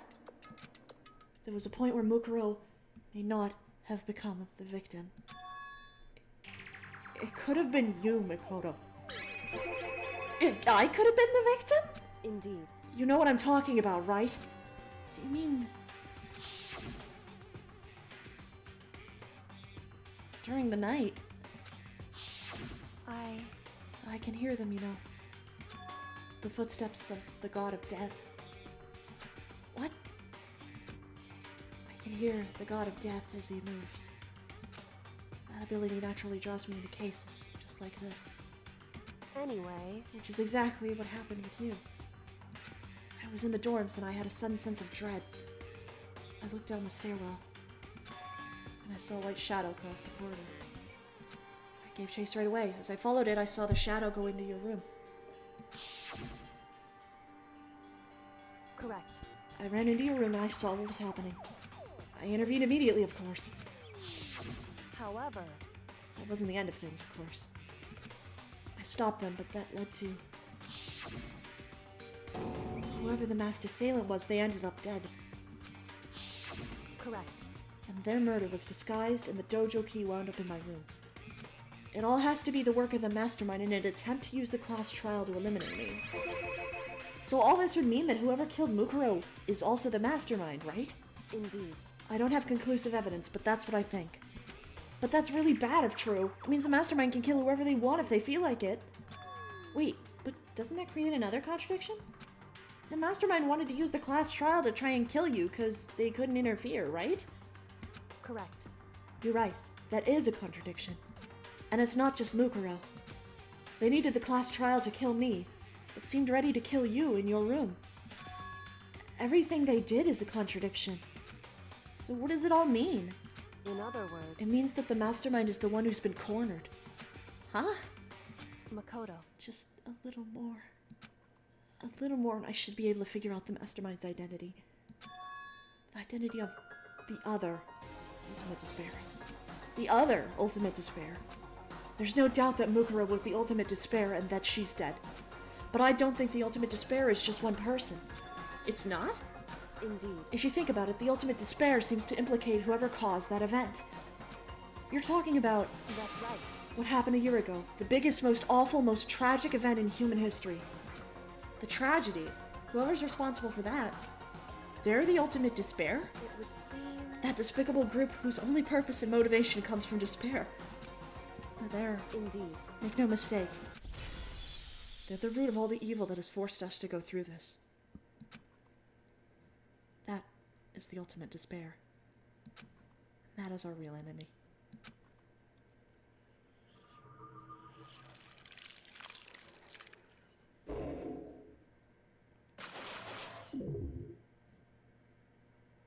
Six remain.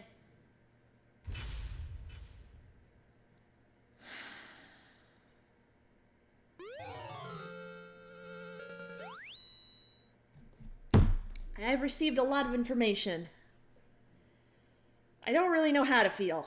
Usually with this stuff, I tend to need some time to process it.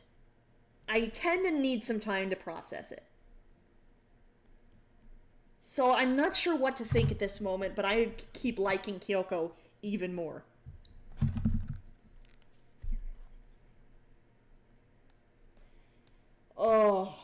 Oh, my brain. my brain hurts.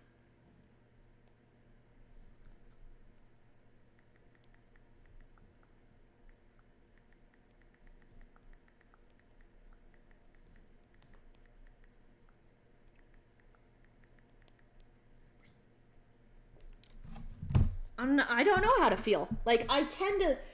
the mods can attest to this, because I usually do this in the mod chat so I don't, spoil everything else, even though I'm, don't have a specific spoilers policy in the Discord.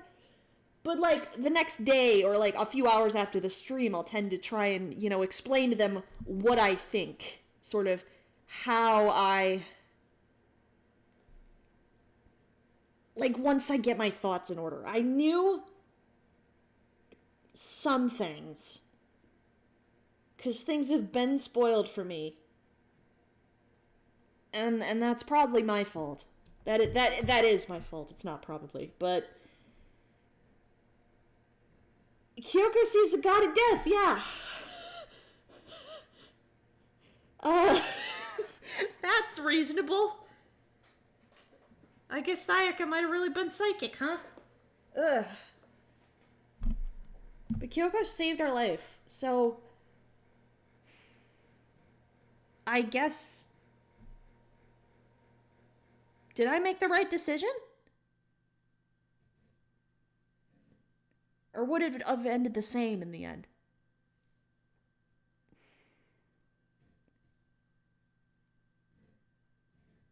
I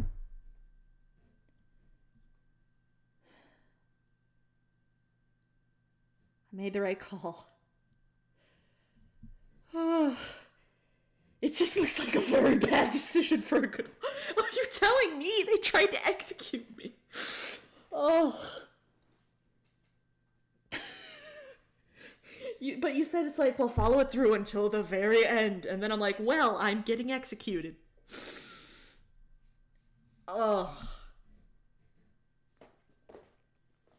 Be honest.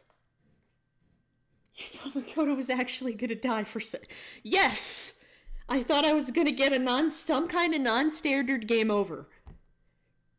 Because, with the trials, and then, I failed that trial, and then they're like, whoa, everybody believes Makoto did it. Oh, I guess everybody's dead. He's not the Blackened. And it even happened in that trial, which made no real sense.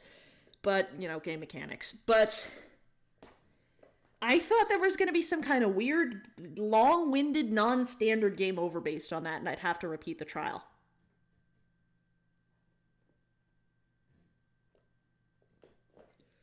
That's what was going through my head. Ugh.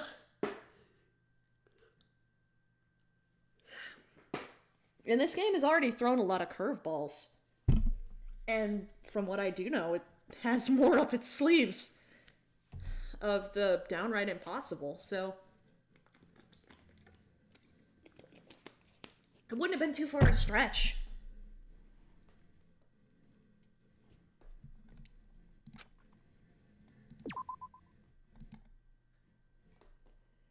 Until you see chapter 6, oh boy. Plot. The ultimate despair. A group of people who caused the tragedy 1 year ago. Those same people put together this killing game and began broadcasting it around the world. Are we sure that's actually a thing? The most desperately awful group of people ever. That is the Mastermind's true identity. Our enemy has finally been revealed. But right now we have to get out of this horrible place. Figuring out the rest of the story can come after. Yeah, you're right.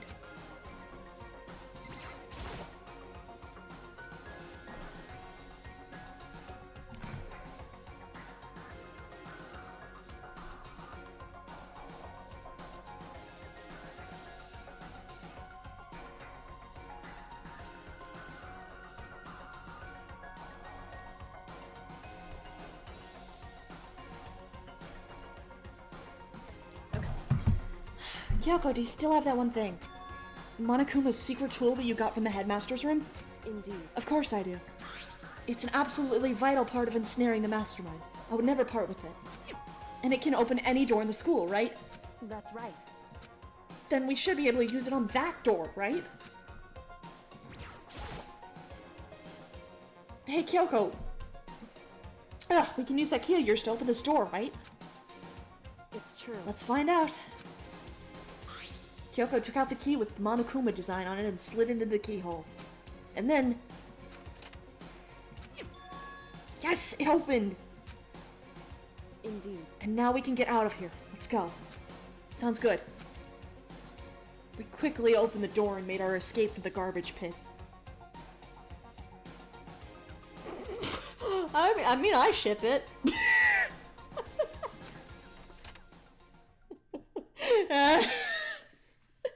No, I don't actually ship anything here. Finally. We were finally free. There wasn't even time to take a breath of relief, because the real fight had just begun.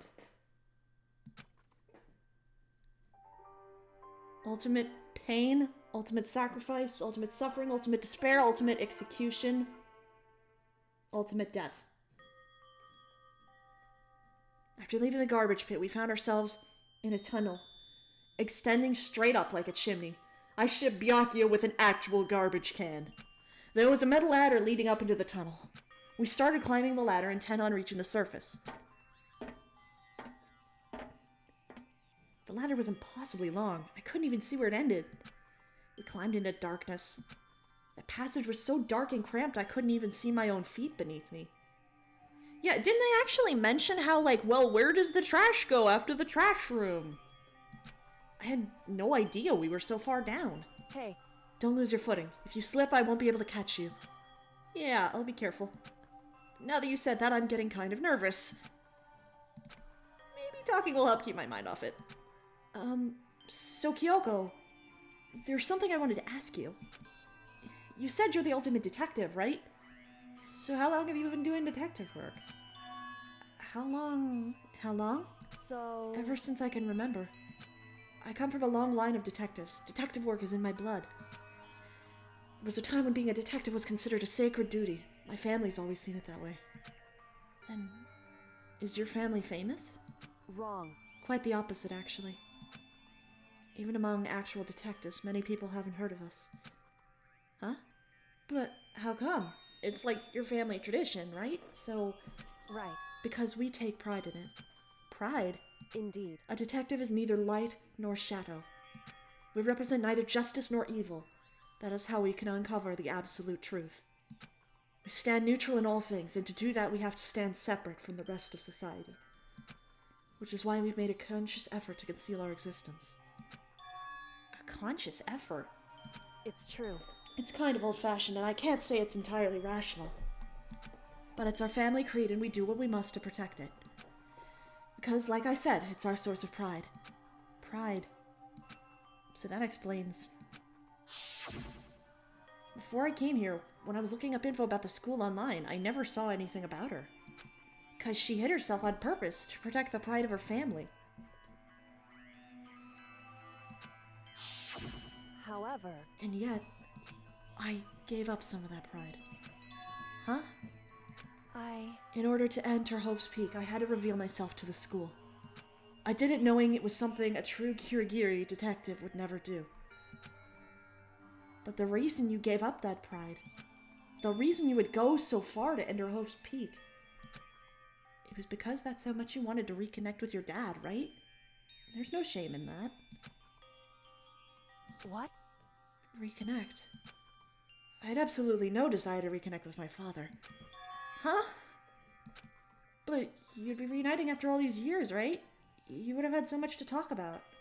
Wrong. There's nothing I want to talk to my father about. However... There is something I want to say to him, though. What? No matter what it takes, I have to find him and tell him face to face. What is it? So... I want to sever all ties with him. Sever? The last time I saw him, I was still very young, so I don't remember myself, but apparently he was extremely intelligent. He was in line to become the next head of the Kirigiri family. He was talented, he had a promising future. However... But he had no interest in detective work, so he cut himself off from the family. Not long after that, my mother died and he simply ran away. He went to my grandfather and they had a huge argument, and young as I was, he left me behind. I'm sure there was a reason for that. I'm sure your dad wanted to take you with him. Right. If that's true, then I need to thank him. Thank him for leaving me. Because unlike him, I take pride in the work I do. I take pride in my family name. So every last part of me is happy he didn't take me with him. If I'd gone with him, I never would have had the chance to become a detective. I was above Kyoko on the ladder, so I wasn't able to see her expression. So I couldn't tell. I couldn't see how she looked when she said that, what she might have been feeling. All I could tell was that compared to her usual self, she was more talkative and more emotional.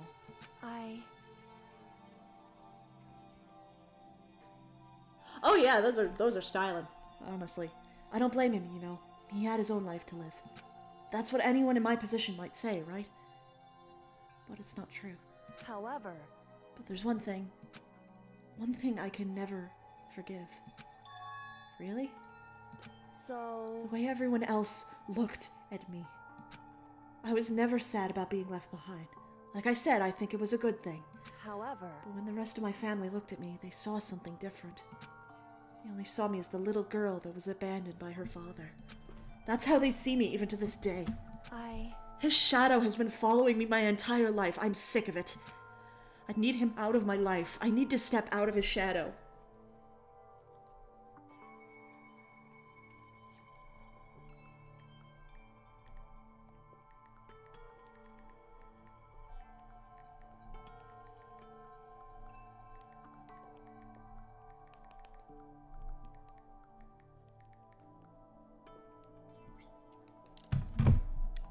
Correct.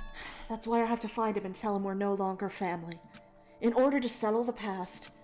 In order to remove him from my life forever. I have no doubt he forgot about me years ago.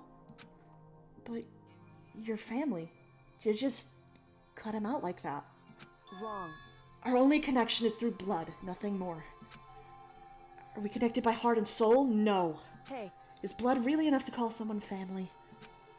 Only connected by blood, not by heart or soul. I was so shocked to hear her say something like that. I didn't know how to respond. So instead, I said nothing. Just kept climbing the ladder in complete silence. I want to protect Kyoko, okay? I want to protect her. Oh, she deserved better. Oh, she better wind up with better. Oh, my heart. My heart. My heart!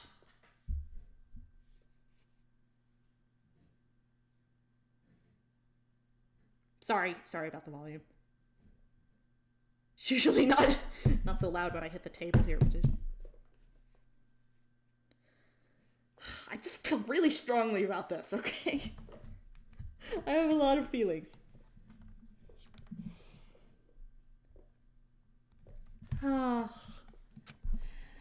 And after I don't know how long, we finally reached the top.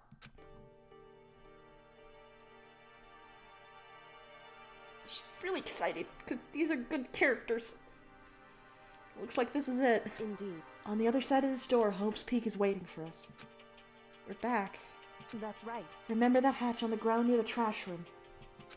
I'm fairly certain that's where we'll come out. I unlocked it earlier, so it should open without much trouble. Well, here goes nothing. I reached my right hand up and pushed against the hatch. Hatch opened with ease, and so... looks like we're back.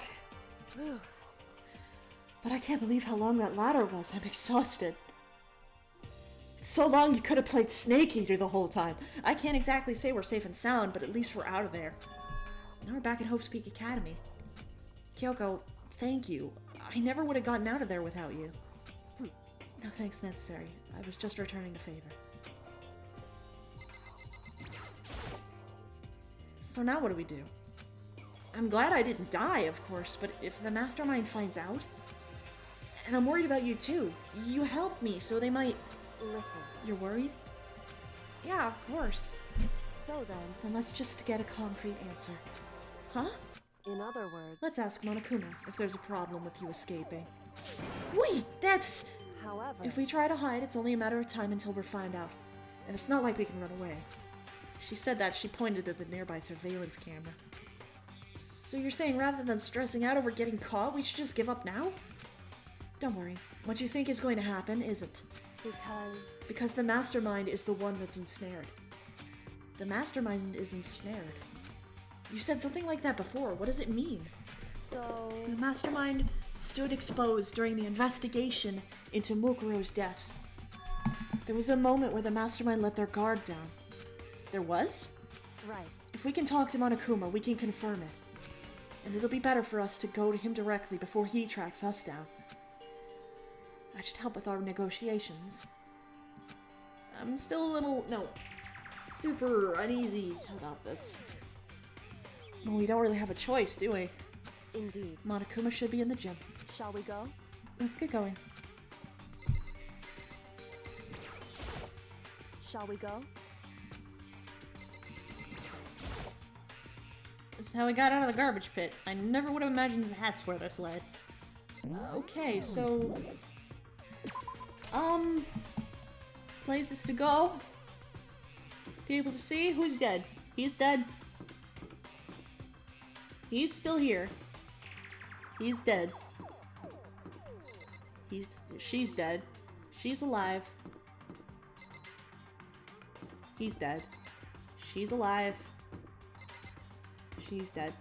And we're still here. And she's here too. Kiyotaka's dead. Mondo's dead. Yaki is still here somehow. And Junko. And Celeste. Junko got hit with a spear.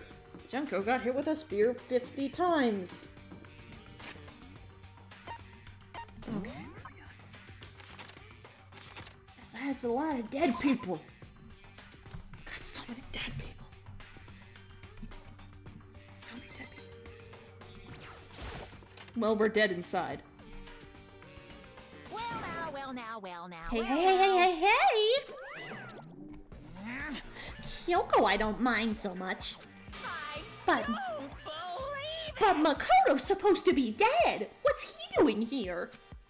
That's exactly how I thought he'd react. Are we really gonna be okay? You were supposed to be punished! Did Kyoko help you? What? So what if I did? What will you do? If the guilty party is exposed during the class trial, they alone will be executed.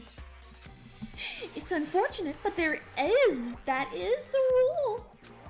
So now I gotta punch you again, and this time I won't leave anything to chance. Kyoko! Right. Do whatever you feel you have to. What? However... But before you do, let me just say one thing. No. If you execute Makoto, that means you lose. Not that that matters to you, right? I lose? You explain yourself. What do you mean by that? Because... Well, you set up the latest class trial yourself, right?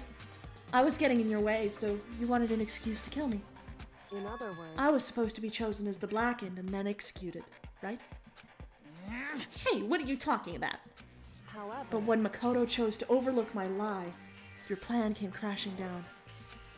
The results of the trial weren't at all what you were expecting. Because you never imagined it, in that position, one person would protect another like that. Right. And in response to that unexpected development, Indeed. you reacted by proclaiming Makoto the Blackened and trying to execute him. You made the choice out of desperation. No, more than that.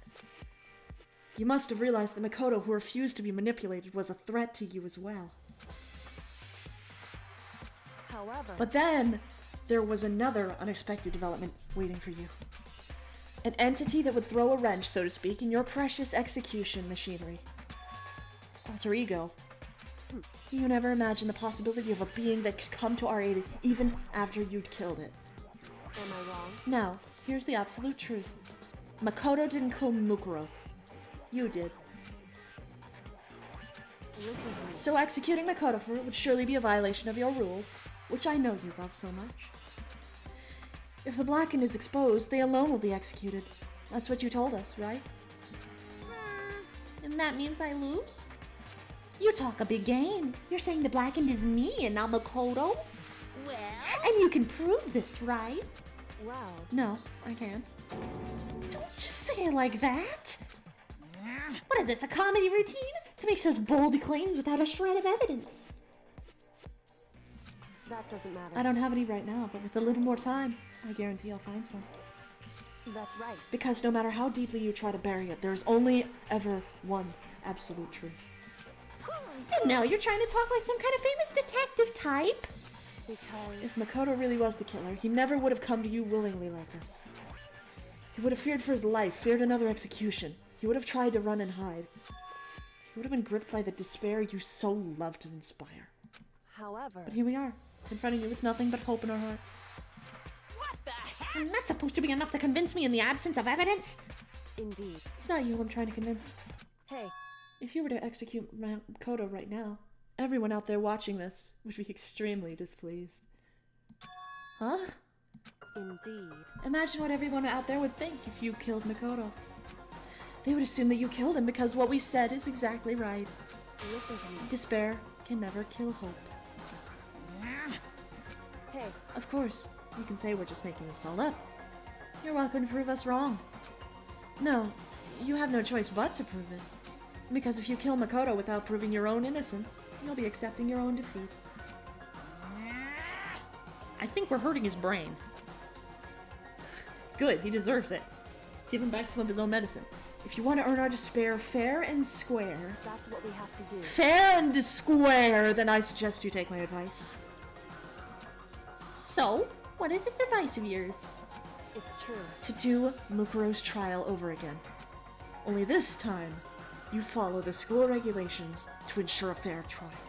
It's time for one last showdown. One final battle between hope and despair. Hey, Well, that would make for a proper climax, wouldn't you say? A fair trial. One last showdown. In other words, this would be our chance to expose the true identity of Makuro's killer. Of the mastermind themselves. But what reason would the mastermind have to accept the challenge? They'll probably just execute me without another word.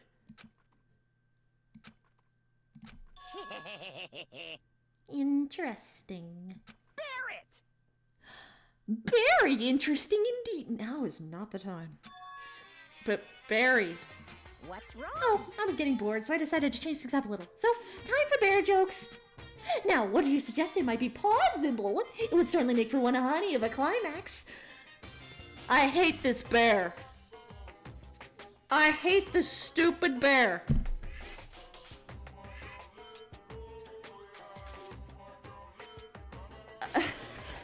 I hate this stupid bear. in other words, Yeah. Does that mean you accept? You guys! If we do things your way, that'll be enough to convince you and the viewers, right?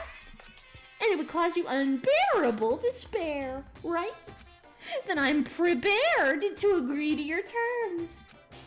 Will your hope win out, or will my despair claim victory?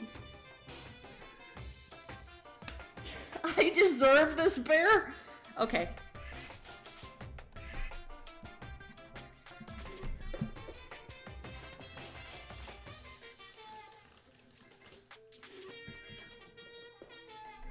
Oh, I forgot my own command. Quote.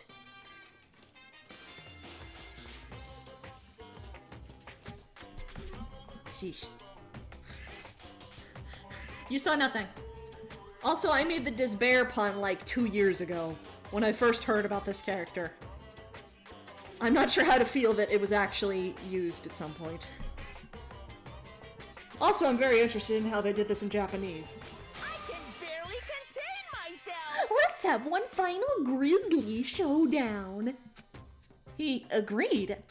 Then we still have a shot at this. Oh my god, Cher's...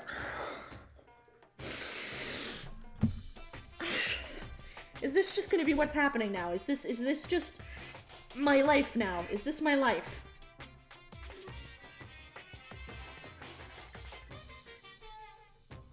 Is this my life now?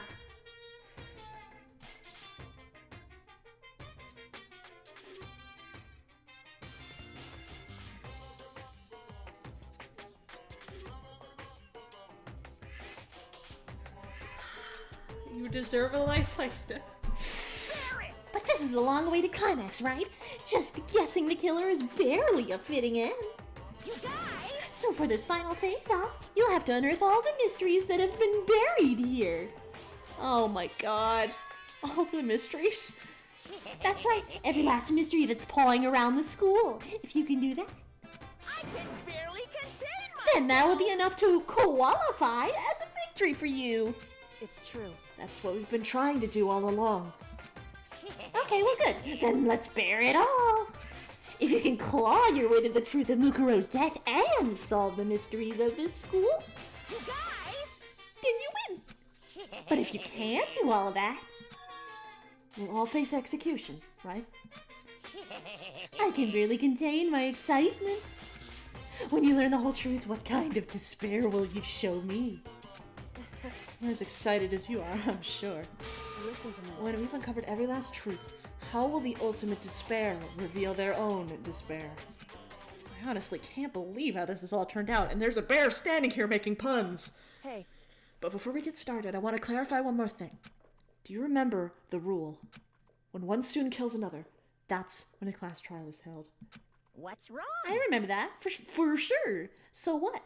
I remember that. hey, I just want to confirm that is what you said, right? And it's a true statement. You don't have to be so suspicious. I've said it before, but it bears repeating. Everything is based on the school regulations. And having a trial for Mukuro is no exception to that. Huh? Mukuro's trial is no exception, then it's part of the regulations. Which would have to mean that whoever killed Mukuro... It's a very polarizing approach, I know, but okay, enough puns. Anyway, here's a hint. I'm sure I told you this already, but this killing game began with 16 participants, all of them high school students. And the only people to take a single step in Hope's Peak since the killing game began are those 16 students. What? listen. Are you telling the truth? Why'd he go quiet all of a sudden? Now I'm really angry! I'm done talking. I've got nothing left to say to you. So get lost, would you? Why so mad? Whew. He seems emotionally unstable. Leave me alone. Get out of here. Okay, I'm going. You're really gonna let me go? I don't even care anymore. You're all gonna get your punishment later anyway. I need to start getting ready. A super duper extra special punishment overflowing with despair. Hey, Come on, Makoto, let's go. Okay. Okay, he's just gonna keep doing that. Fine. Monokuma's unstable laughter seemed to cling to us as we walked away.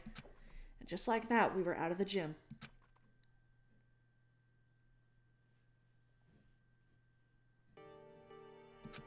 I could hardly believe it, but somehow I ended up not getting executed. I still had my life and we still had a chance. Overall, things turned out way better than expected. Once again, I was in Kyogo's debt. Kyoko, thank you. Everything I have right now is because of you. However, Don't thank me just yet. The real battle is still ahead of us. Yeah, true. whew, But still, I'm glad it worked out. I wasn't sure if the enemy would accept my proposal. But honestly, why would the mastermind agree to that? I mean, they don't stand to gain anything from a final showdown, do they? so They had no choice but to accept. Huh? because It's all because of that one moment that the mastermind let down their guard, like I said. So when was it that the mastermind let their guard down? so I wasn't there to hear it myself, but do you remember what the mastermind said? They said they had hijacked the airwaves to broadcast our school life to the outside world, right? Yeah, they definitely said that. listen. And what did you think when you heard that? Pretty hard to believe, right? Well, I mean, the idea of actually taking over the airwaves seems so unbelievable. Indeed. You don't exactly read about something like that happening very often, so it's hard to imagine. In other words, that kind of thing is extremely difficult to pull off. However, And yet somehow the mastermind was able to do it. in other words, But think it another way. There must have been some reason they had to do something that difficult. A reason. so They had to show the world something, no matter the cost. Us killing each other. They wanted to show the world. it would seem The mastermind has been very adamant about not killing us directly, but forcing us to kill each other. And all the rules and regulations were designed to encourage that. Yeah, that makes sense. If those stupid regulations didn't exist, nobody would have killed anybody. in other words, So the mastermind's ultimate goal was to make us kill each other and show that off to the world. But why? So, Correct. it's true. This is really being broadcast. To prove a point, most likely. Prove a point? hey, The outside world has a name for the students of Hope's Peak, right? A certain concept. You're talking about hope, right? that's right. And for those of us who represent hope, to kill each other and sink into despair. The mastermind wants the world to see that. To try and prove that despair is better than hope. That's their goal, as the ultimate despair. What? They want to prove that despair is better than hope. But that's ridiculous. It's true. You're right. It is ridiculous. Completely irrational. Chapter 6 will blow open all your questions. There is no guarantee you'll be ready to hear the full truth of it. Oh boy, I'm excited. It's the kind of thing that nobody but those who call themselves the ultimate despair would devise. That group whose only purpose and motivation comes from despair. But is that really their only reason for making the rest of us suffer? Makoto, I know how angry it must make you, and yet that same motivation is what led to the mastermind revealing their weakness. What? in other words, Because their goal is to broadcast this killing game to the world. The mastermind has had to be more particular than is reasonable about their own regulations. If the mastermind simply ignored their rules, this wouldn't have been a game, but a one-sided slaughter. at the very least, At least, that's how those who are watching this would have seen it. And that's why the mastermind couldn't kill any of us themselves. indeed. That is precisely the reason. No matter how much they may hate what I'm doing, I haven't violated a single one of their regulations. Junko broke the rules, so she was punished. But in my case, they couldn't lay a finger on me. Right. So instead, they tried to use the class trial following all their proper rules to get me killed. They began a trial that didn't have a right answer, then made me out to be the killer. But even that didn't work. It's true. Yes, thanks to you. And due to that failure, the mastermind took yet another risk. They attempted to kill you instead, who also was not the killer. And when that fact was exposed on live TV to the entire outside world, the mastermind had to accept your suggestion? Indeed. To prove to the world that despair is better than hope, they have to defeat us in perfect form. In other words, It would only do the mastermind harm to have it shown that they'd violated their own regulations. But all of that was a hunch, right? And you were still able to get the mastermind to accept your challenge. however, Well, it's only thanks to you that we got that chance. Because you believed in me, another path opened up. Still, I can't believe how much of the mastermind's thoughts and plans you were able to figure out. I didn't have the slightest clue. wrong. In the end, though, I couldn't prove any of it. It was just my reasoning. Essentially, I was making a bet. Whew. But it looks like I got it right. This time, at least. I won the bet. She let out a quick sigh. I took it as a small sign of relief. To be honest, I haven't been that nervous in a long time. I totally couldn't tell you were nervous at all. You seem totally confident from the moment we decided to go talk to him. Well, presenting a strong demeanor is a fundamental part of negotiation and persuasion, wouldn't you say? Plus, if I'd showed my uneasiness, that would have just made you that much more uneasy. Yeah, you're probably right. Pathetic. However... Anyway, we can't relax just yet. All we've done is earn another chance to fight. We have to win this time. Correct. Or everything we've gone through will have been for nothing. You're right. If we can't defeat the mastermind, it'll cost us our lives. There is no option except to win. Hey. But before we begin the final battle, we have to tell the others what's going on. True, but now we know who our real enemy is. All we have to do now is work together with everyone to destroy the mastermind. Work together with everyone. However... Is that really possible? Huh? Anyway, right now we have to go find the others. Shall we go? They're probably in the dorms somewhere. Shall we go? Anyway... Ooh. Ooh. Yeah, there's our dorms.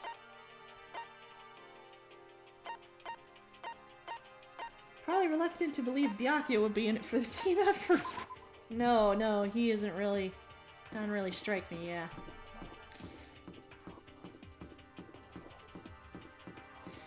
He's not really a team player. I don't know what you think.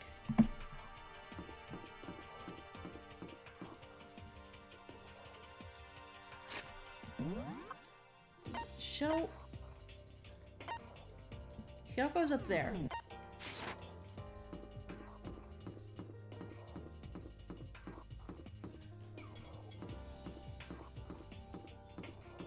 Somewhere.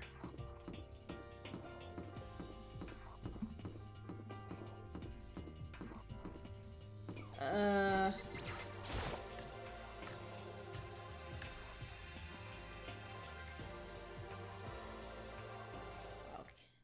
suddenly we were greeted with...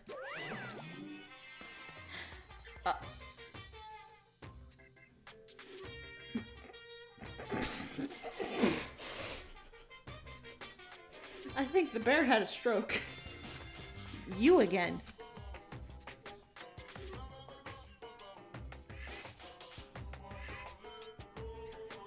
One of 3, 2, 1, 2, 5, 5. Is he broken? I suppose his emotional instability reached its limit.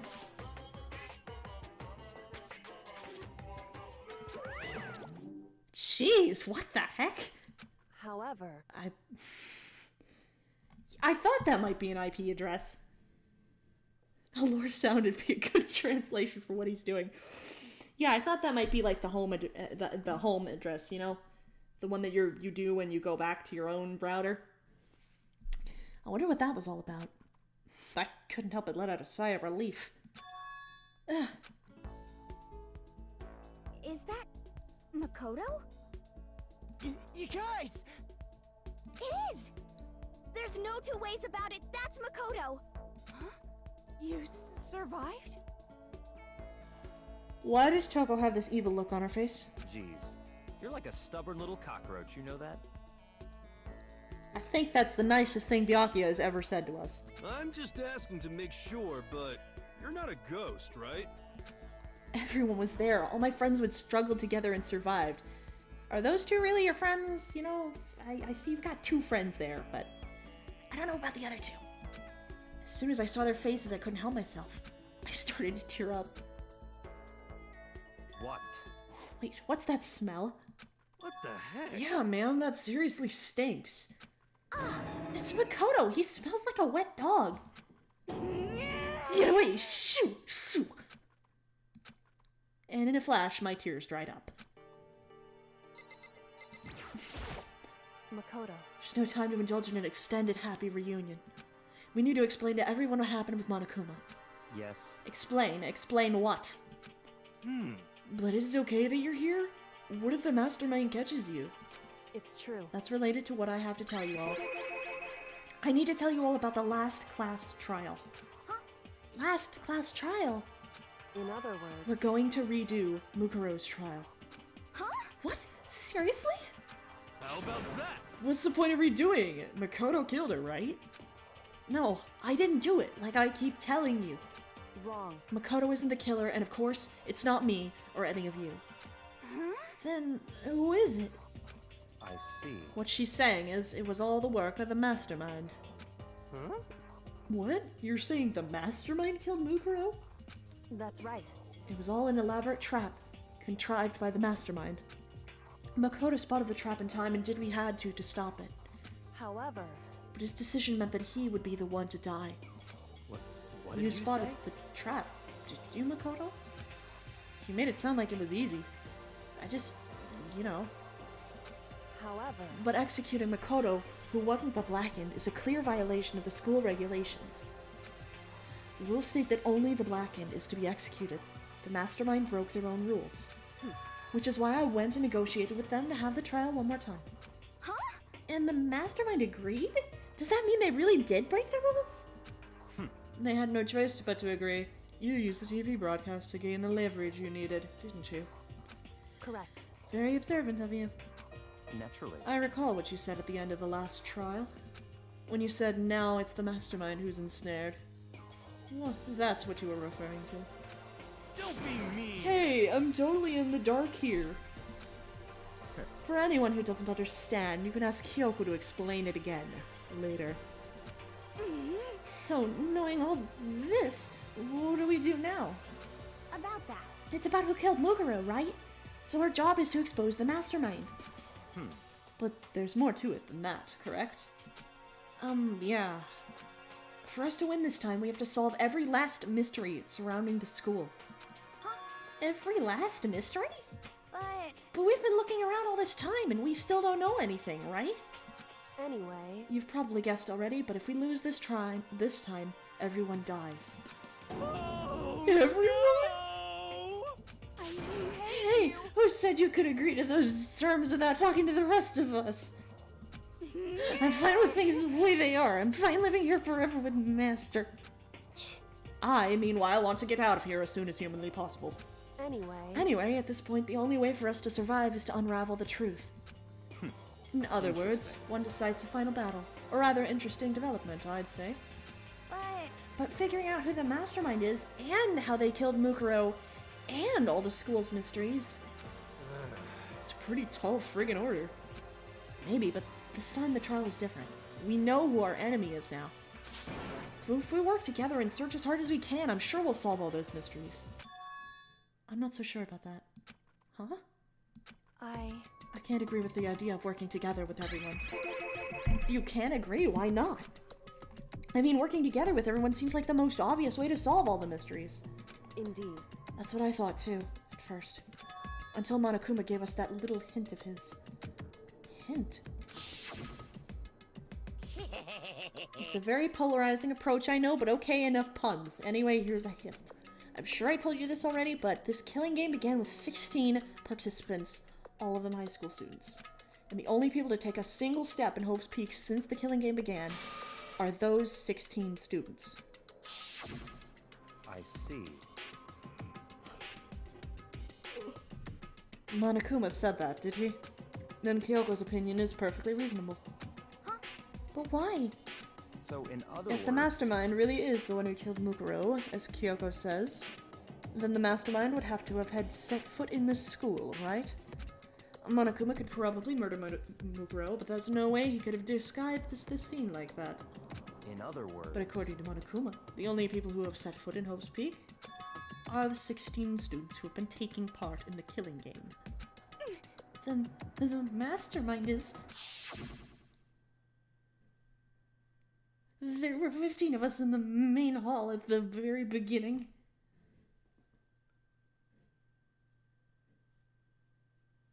God, all of them are dead. And Mukuro and you get 16.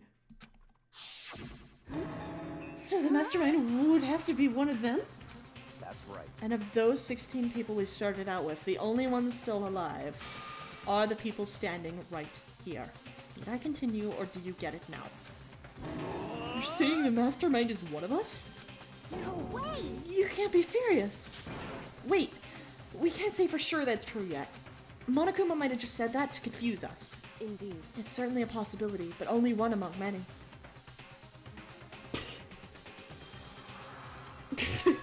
Thank you, Nick. The mastermind being one of us is also a possibility. And that is one possibility we can't ignore. Yeah, I mean, they're ultimate, right? The ultimate despair. So they must be a high schooler. You can't say it's not possible. But if one of us were the mastermind, they'd have to be controlling Monokuma somehow, right? But did you ever see anyone acting suspicious anytime Monokuma was active? Well, Maybe they snuck off and controlled him in secret. but I don't care how sneaky you are, we would have noticed someone sneaking off that many times. I'm right. Then maybe Monokuma was on autopilot. Maybe they loaded up all that dialogue and actions beforehand. In that case, there's no way he could have had all those back and forth conversations with us. Well, it wouldn't be entirely impossible if they directed the flow of the conversation. Well, maybe, but still.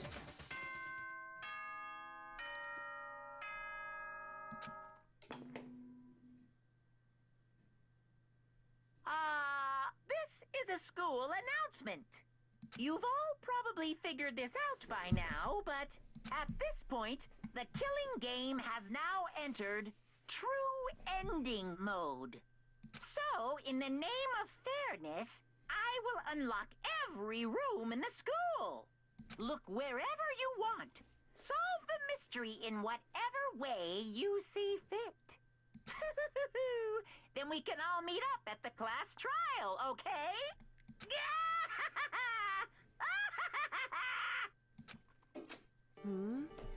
How very magnanimous of him to unlock all the rooms. That's fine. The time for talk is done. Now we need to begin our investigation.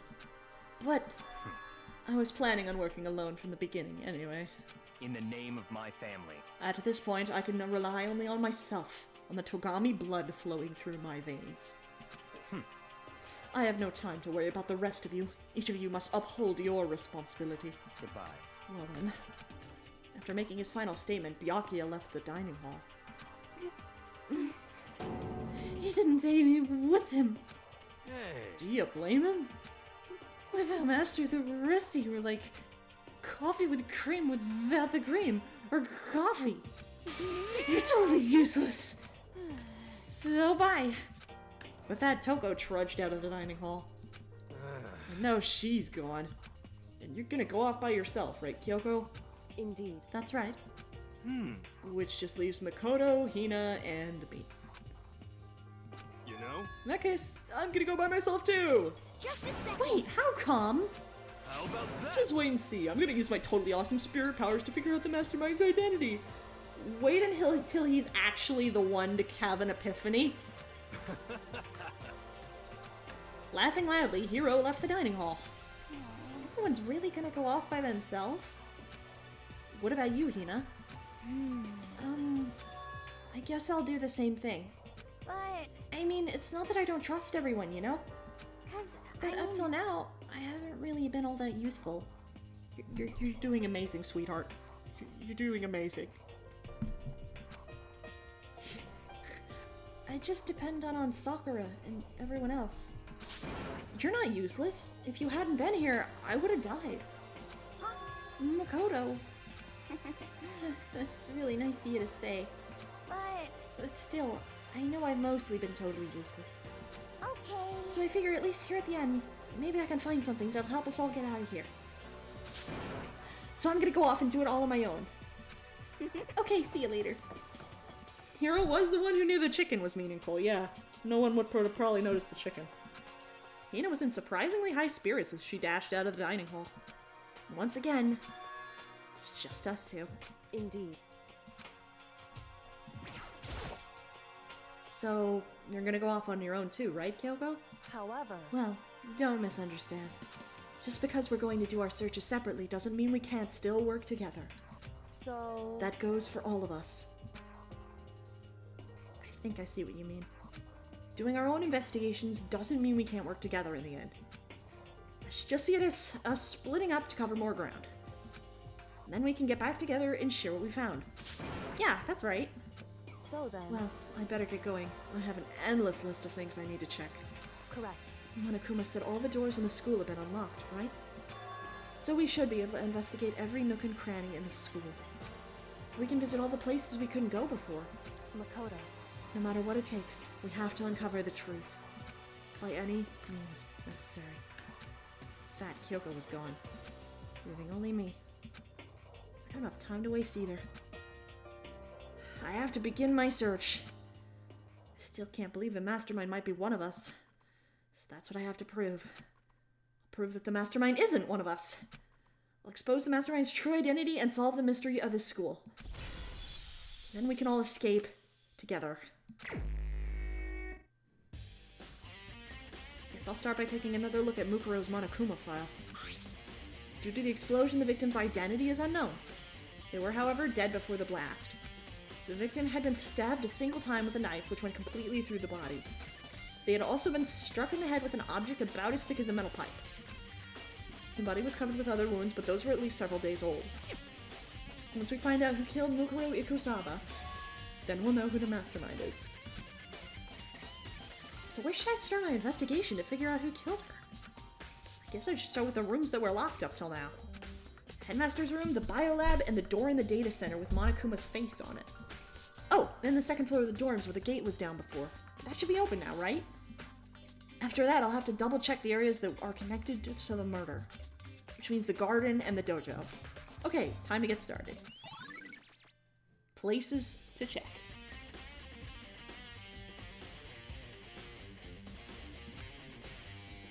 Whew, okay, so we've got about 20 minutes remaining. So we can start off on this.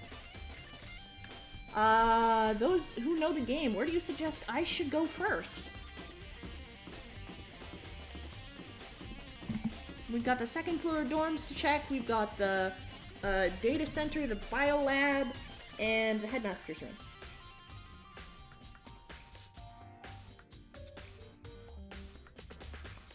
Leave the second floor for last. By leaving it for last, we are going to be doing that next week.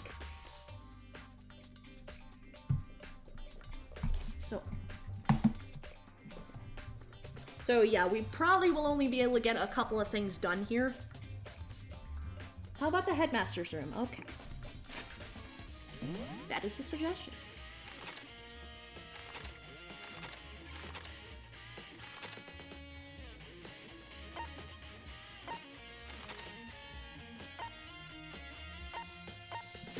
Alright, let's go. Headmaster's room, here we come. And then we'll probably go to the data center. Headmaster's room. What's in here?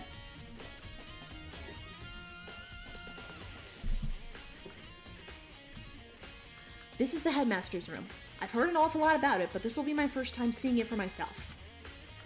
Oh, Makoto, it's you. Oh, Byakuya. Well, you came to the right place this time. Would you like to see something interesting? What do you mean, something interesting? Take a look at this. It was on top of that pathetically ostentatious desk. Class number 78, student registry. It contains profiles for all of us, and Mukuro. So in other Apparently words... class number 78 refers to us. Wait, when we found Mukuro's profile in Kyoko's room. I see. That's right, it also mentioned class number 78. This must be where Kyoko got that page. And since the rest of our profiles are listed in there along with hers, In other words... there can be no doubt. Mukuro was a student here at Hope's Peak Academy, just like the rest of us. Mukuro Ikusaba, the 16th student. That must be how Kyoko learned about it. But it seems that Kyoko was in a hurry. Huh? What do you mean? I'm talking about when she stole it. The uneven tearing, the way the paper had been crumpled, she must have been in a hurry. Well, since she snuck in to get it, I'm sure she wanted to get out as fast as possible. But what's your point? She was in so much of a hurry that she only got the first page. The first page? Correct. Mukuro's profile actually contains 2 pages. What? So in other words... When it comes to this profile, there was more information about Mukuro that we still don't have. What kind of information is it? Why do you ask me to explain every little thing? You can read, can't you? It seems to be some sort of detailed report put together by the headmaster himself. I don't know what kind of man he was, but I'm glad he left us such an interesting clue. I was half listening to Byakuya as I skimmed through the report. Mukuro reappeared suddenly, and in the background an entity floats close but just out of reach. The entity known as the Ultimate Despair. Right now, I can't be sure if this is a single person or some kind of group. Whatever it is, Mukuro definitely has some kind of connection to it. I have a bad feeling about all this. I need to push forward my research into the Ultimate Despair. I need to pay attention to Mukuro's behavior, too. This is just my gut feeling, but I think she's dangerous.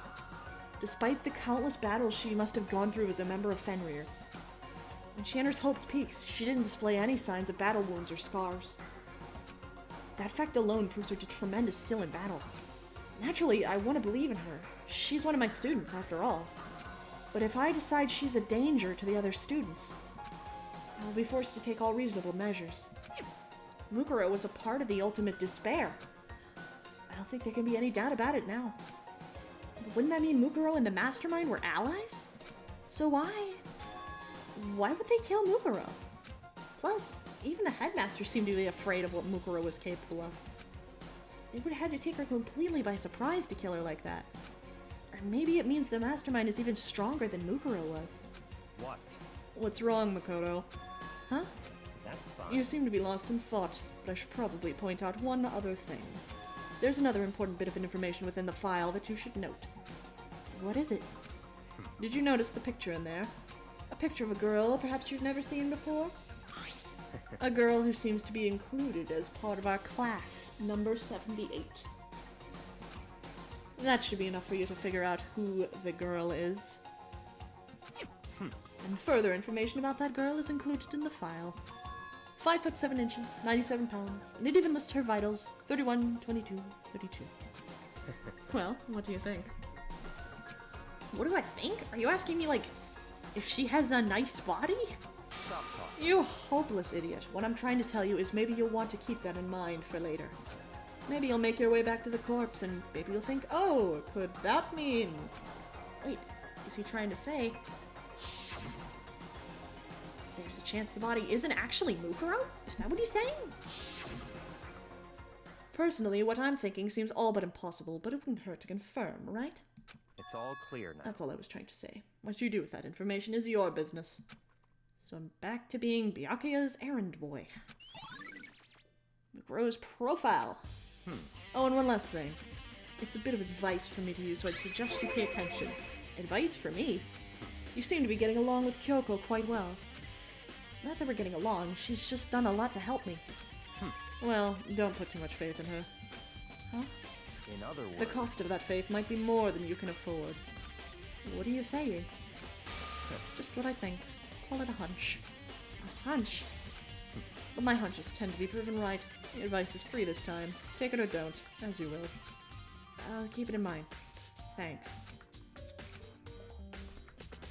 Okay, what do we have to explore here? What is there to see? There are trophies and even a shield in the display case. Why is there a screen in here? Even in the headmaster's room, there's a monitor. There are documents scattered all over the floor. Somehow it makes me feel anxious.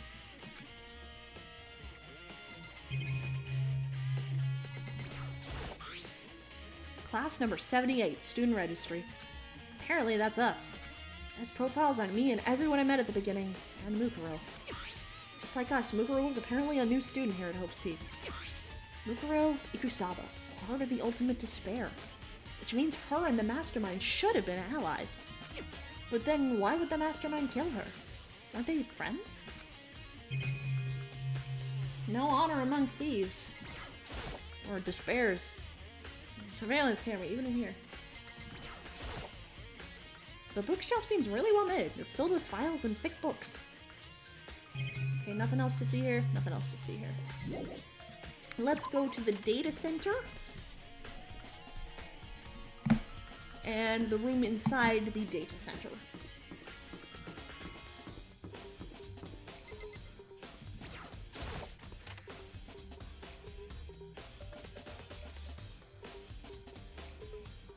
What do you have for us? Makoto. Oh, Makoto, are you here to look around too? Is that what you're doing here? Yeah, I can't help but wonder about that Monokuma door. Yeah. So I figured if all the doors in the school have been unlocked, this one should be open too, right? But, Although, I couldn't bring myself to open it. I mean, Because it might explode, right? And that'd really suck, so you open it. I'm sure she didn't mean it, but she made it sound like she was okay with me getting blown up. What do we got? Okay, so I guess I'll open it. Wait, let me take cover first. I don't want to get exploded. Hina raced over to a nearby desk and hid underneath it. Okay, go ahead. Everything will be okay, right? Alright, here goes nothing. I threw all my weight into it, but the door opened much easier than I expected.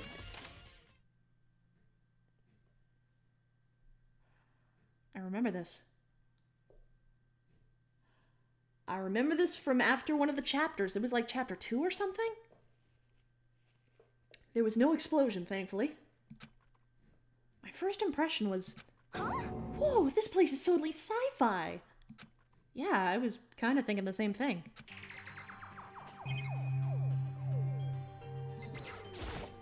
what the heck? I mean, every part of the school leaves a bad taste in my mouth, but Just a second. this place is like #1 gross. It's in a whole different league of creepy. Okay. There's not actually a whole lot to see here. There's some kind of hatch on the floor. But right now I'm more concerned about that weird device. What is this device? It looks like some kind of control panel. It's really over the top though, like some kind of military installation or something. Yeah, it kind of looks like a mech cockpit, right? Ifan would probably freak out if he saw it. Cockpit? So the Monokuma room has a control panel that looks like some kind of cockpit. Then could that mean... Okay. Alright, let's start poking at it or whatever. I'm gonna start pushing buttons. Hold on, you can't just or whatever something like this. But it was too late. Hina was already jabbing away at the control panel. Huh? Did you hear that? Yeah, I think it came from the other room. Hina, what did you push? I'm not totally sure, but I think it was that one. The button that says Data Center. Data Center? I took a good look at the control panel, and I saw a bunch of buttons, each with the name of a room next to it. Just like Hina said, there was one labeled Data Center. That must be the one she pushed. But the Data Center, that's right next door. The room we were just in, that's where the strange noise came from. I probably better go check it out. Yeah. Yes, please. I'm kind of scared out of my mind right now, so I'll just cheer you on from over here.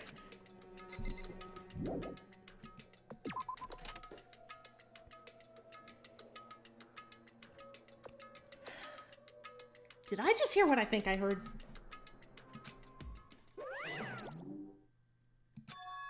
Is that Monokuma?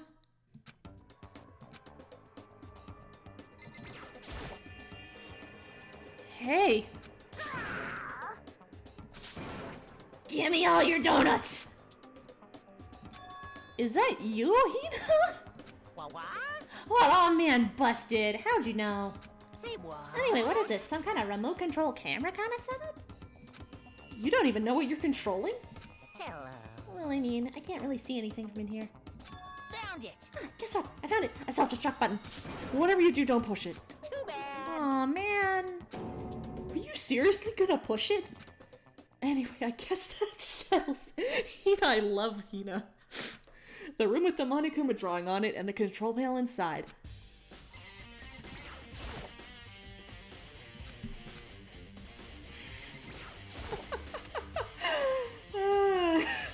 Big mood, Hina.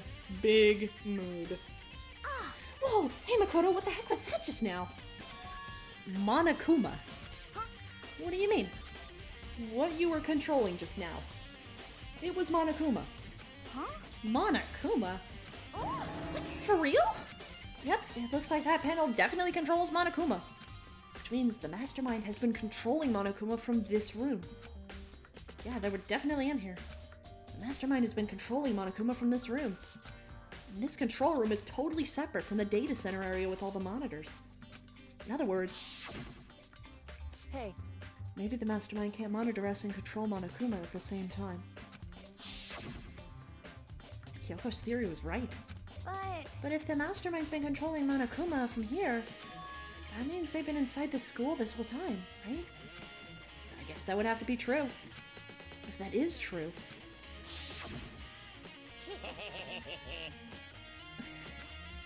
This killing game began with 16 participants, and the only people to take its single step in Hope's Peak are those 16 students. Then the mastermind, Monokuma's puppeteer, really is the 16th student. No, it can't be. There's no way, right? Monokuma control room. What's wrong, Makoto? I don't like that face you're making.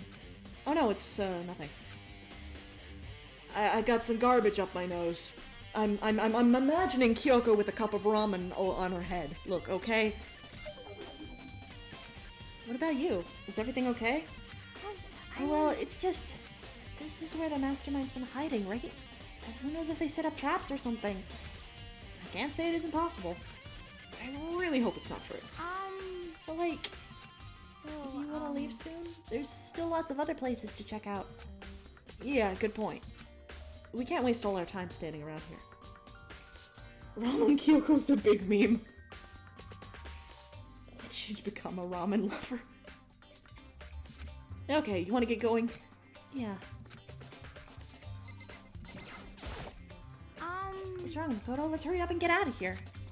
Okay, so apparently we're not staying in here. As soon as the door to the data center was closed, I heard a strange sound. What was that? The door! It just locked on its own! What? My hand shot out to grab the doorknob. You're right, it's locked, but why? Of course it's locked, because the data center is now restricted. Monokuma. Just a second. Hey, no fair. You can't just go around restricting whatever you feel like. Hey! It's for your benefit. Because if that room stays open, I won't be able to move around. Imagine how depressed everyone would be if the school mascot just up and stopped moving. In that room. Yep. As you may have guessed, that's where my controls are. So right now, you're being operated by someone in that room. Yes, indeed. Correct, Mundo. You're a liar. But that doesn't make any sense. We were just in there and we didn't see anyone. The hatch. Oh, you didn't, did you? Are you sure you were as thorough as you could have been? Did you happen to check a certain suspicious hatch? No way! The hatch on the floor. Too bad. That was your one big chance and you blew it. I tried to look in there. Too bad. Of course that hatch can't be opened from the outside anyway, so whatever. Now then, this room is officially restricted, so no more investigating. I'll be relying on you guys to tell the others. He's gone, but So, was he telling the truth? The mastermind was hiding in there? In fact, if you think back to when we got locked out of the control room, that proves it for sure. Huh? Then, when I said we should leave, well, that hatch couldn't be opened from the outside anyway, right? So it's not your fault. Sorry. Okay. Anyway, we don't have to let it get to us. We have to stay positive and make the most of the time we have left. You're right. If there's one thing I'm good at, it's keeping my body moving. Okay, I'm gonna go run around and tell everyone what we found here. Nice, you got me all motivated again. You got it. Okay, I'll see you later. Ina took off at a full sprint. And I have to do what I can too. That's the only way forward. One more? Garden or dojo?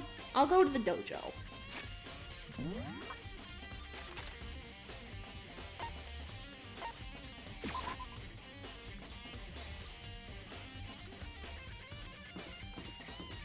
And then we'll call it.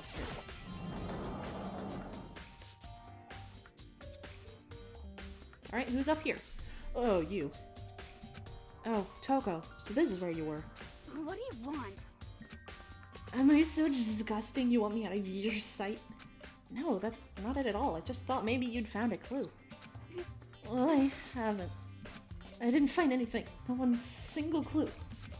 I figured since this place was related to the case, it would have to have something, right? But there wasn't anything out of the ordinary here. Give it back! Give me back my precious time! Calm down, Toko. Don't tell me to calm down. Do you have any idea what I'm going through right now? When everyone finds out, they're gonna call me useless. Good for nothing. Nobody's gonna say that. Master will. I'm not sure I can disagree with that. I don't want that. I'm sick of always being looked down on. Why won't anyone accept me? Well, I don't think there are any clues here, so maybe I'm gonna get going.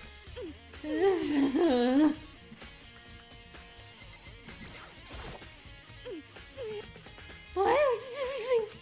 I don't think there are any clues here, so maybe I'm gonna get going. Is she telling the truth, or the no clues here?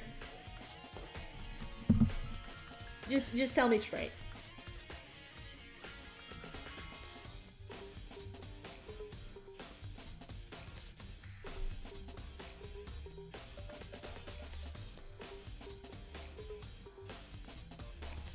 Okay, you can check. The target seems pretty far away. Hey, mana coins.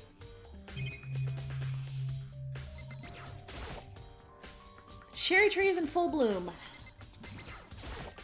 I swear, every time I look at that, I think it's a taiko drum. I totally imagine Sakura out here using this to train. Mono dinks. There's a bunch of wooden lockers in here. We found a clue in here, but it was just the Mastermind's attempt to frame Kyoko. Cherry tree is in full bloom. Nothing strange about that. Suit of armor is on display. It's extremely Japanese. One of the monitors right now is just showing the school crest, but that's better than some freaky Monokuma TV show or something.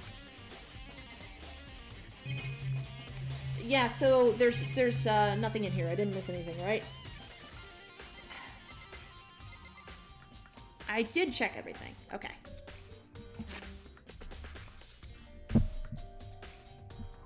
I'm just trying to confirm. Because this is important. I don't know if we're going to finish this next time or the time after that, because I was told this might take 3 streams to get through it.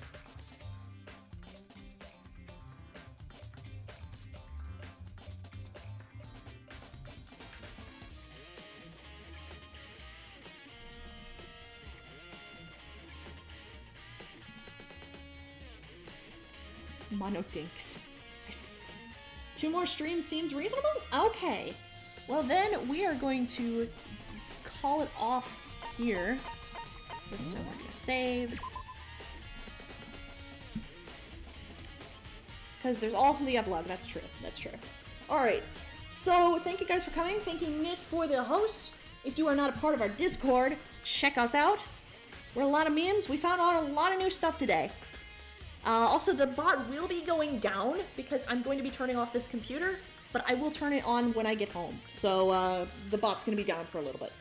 But, I'll see you guys on Thursday for something. I'm not sure what yet.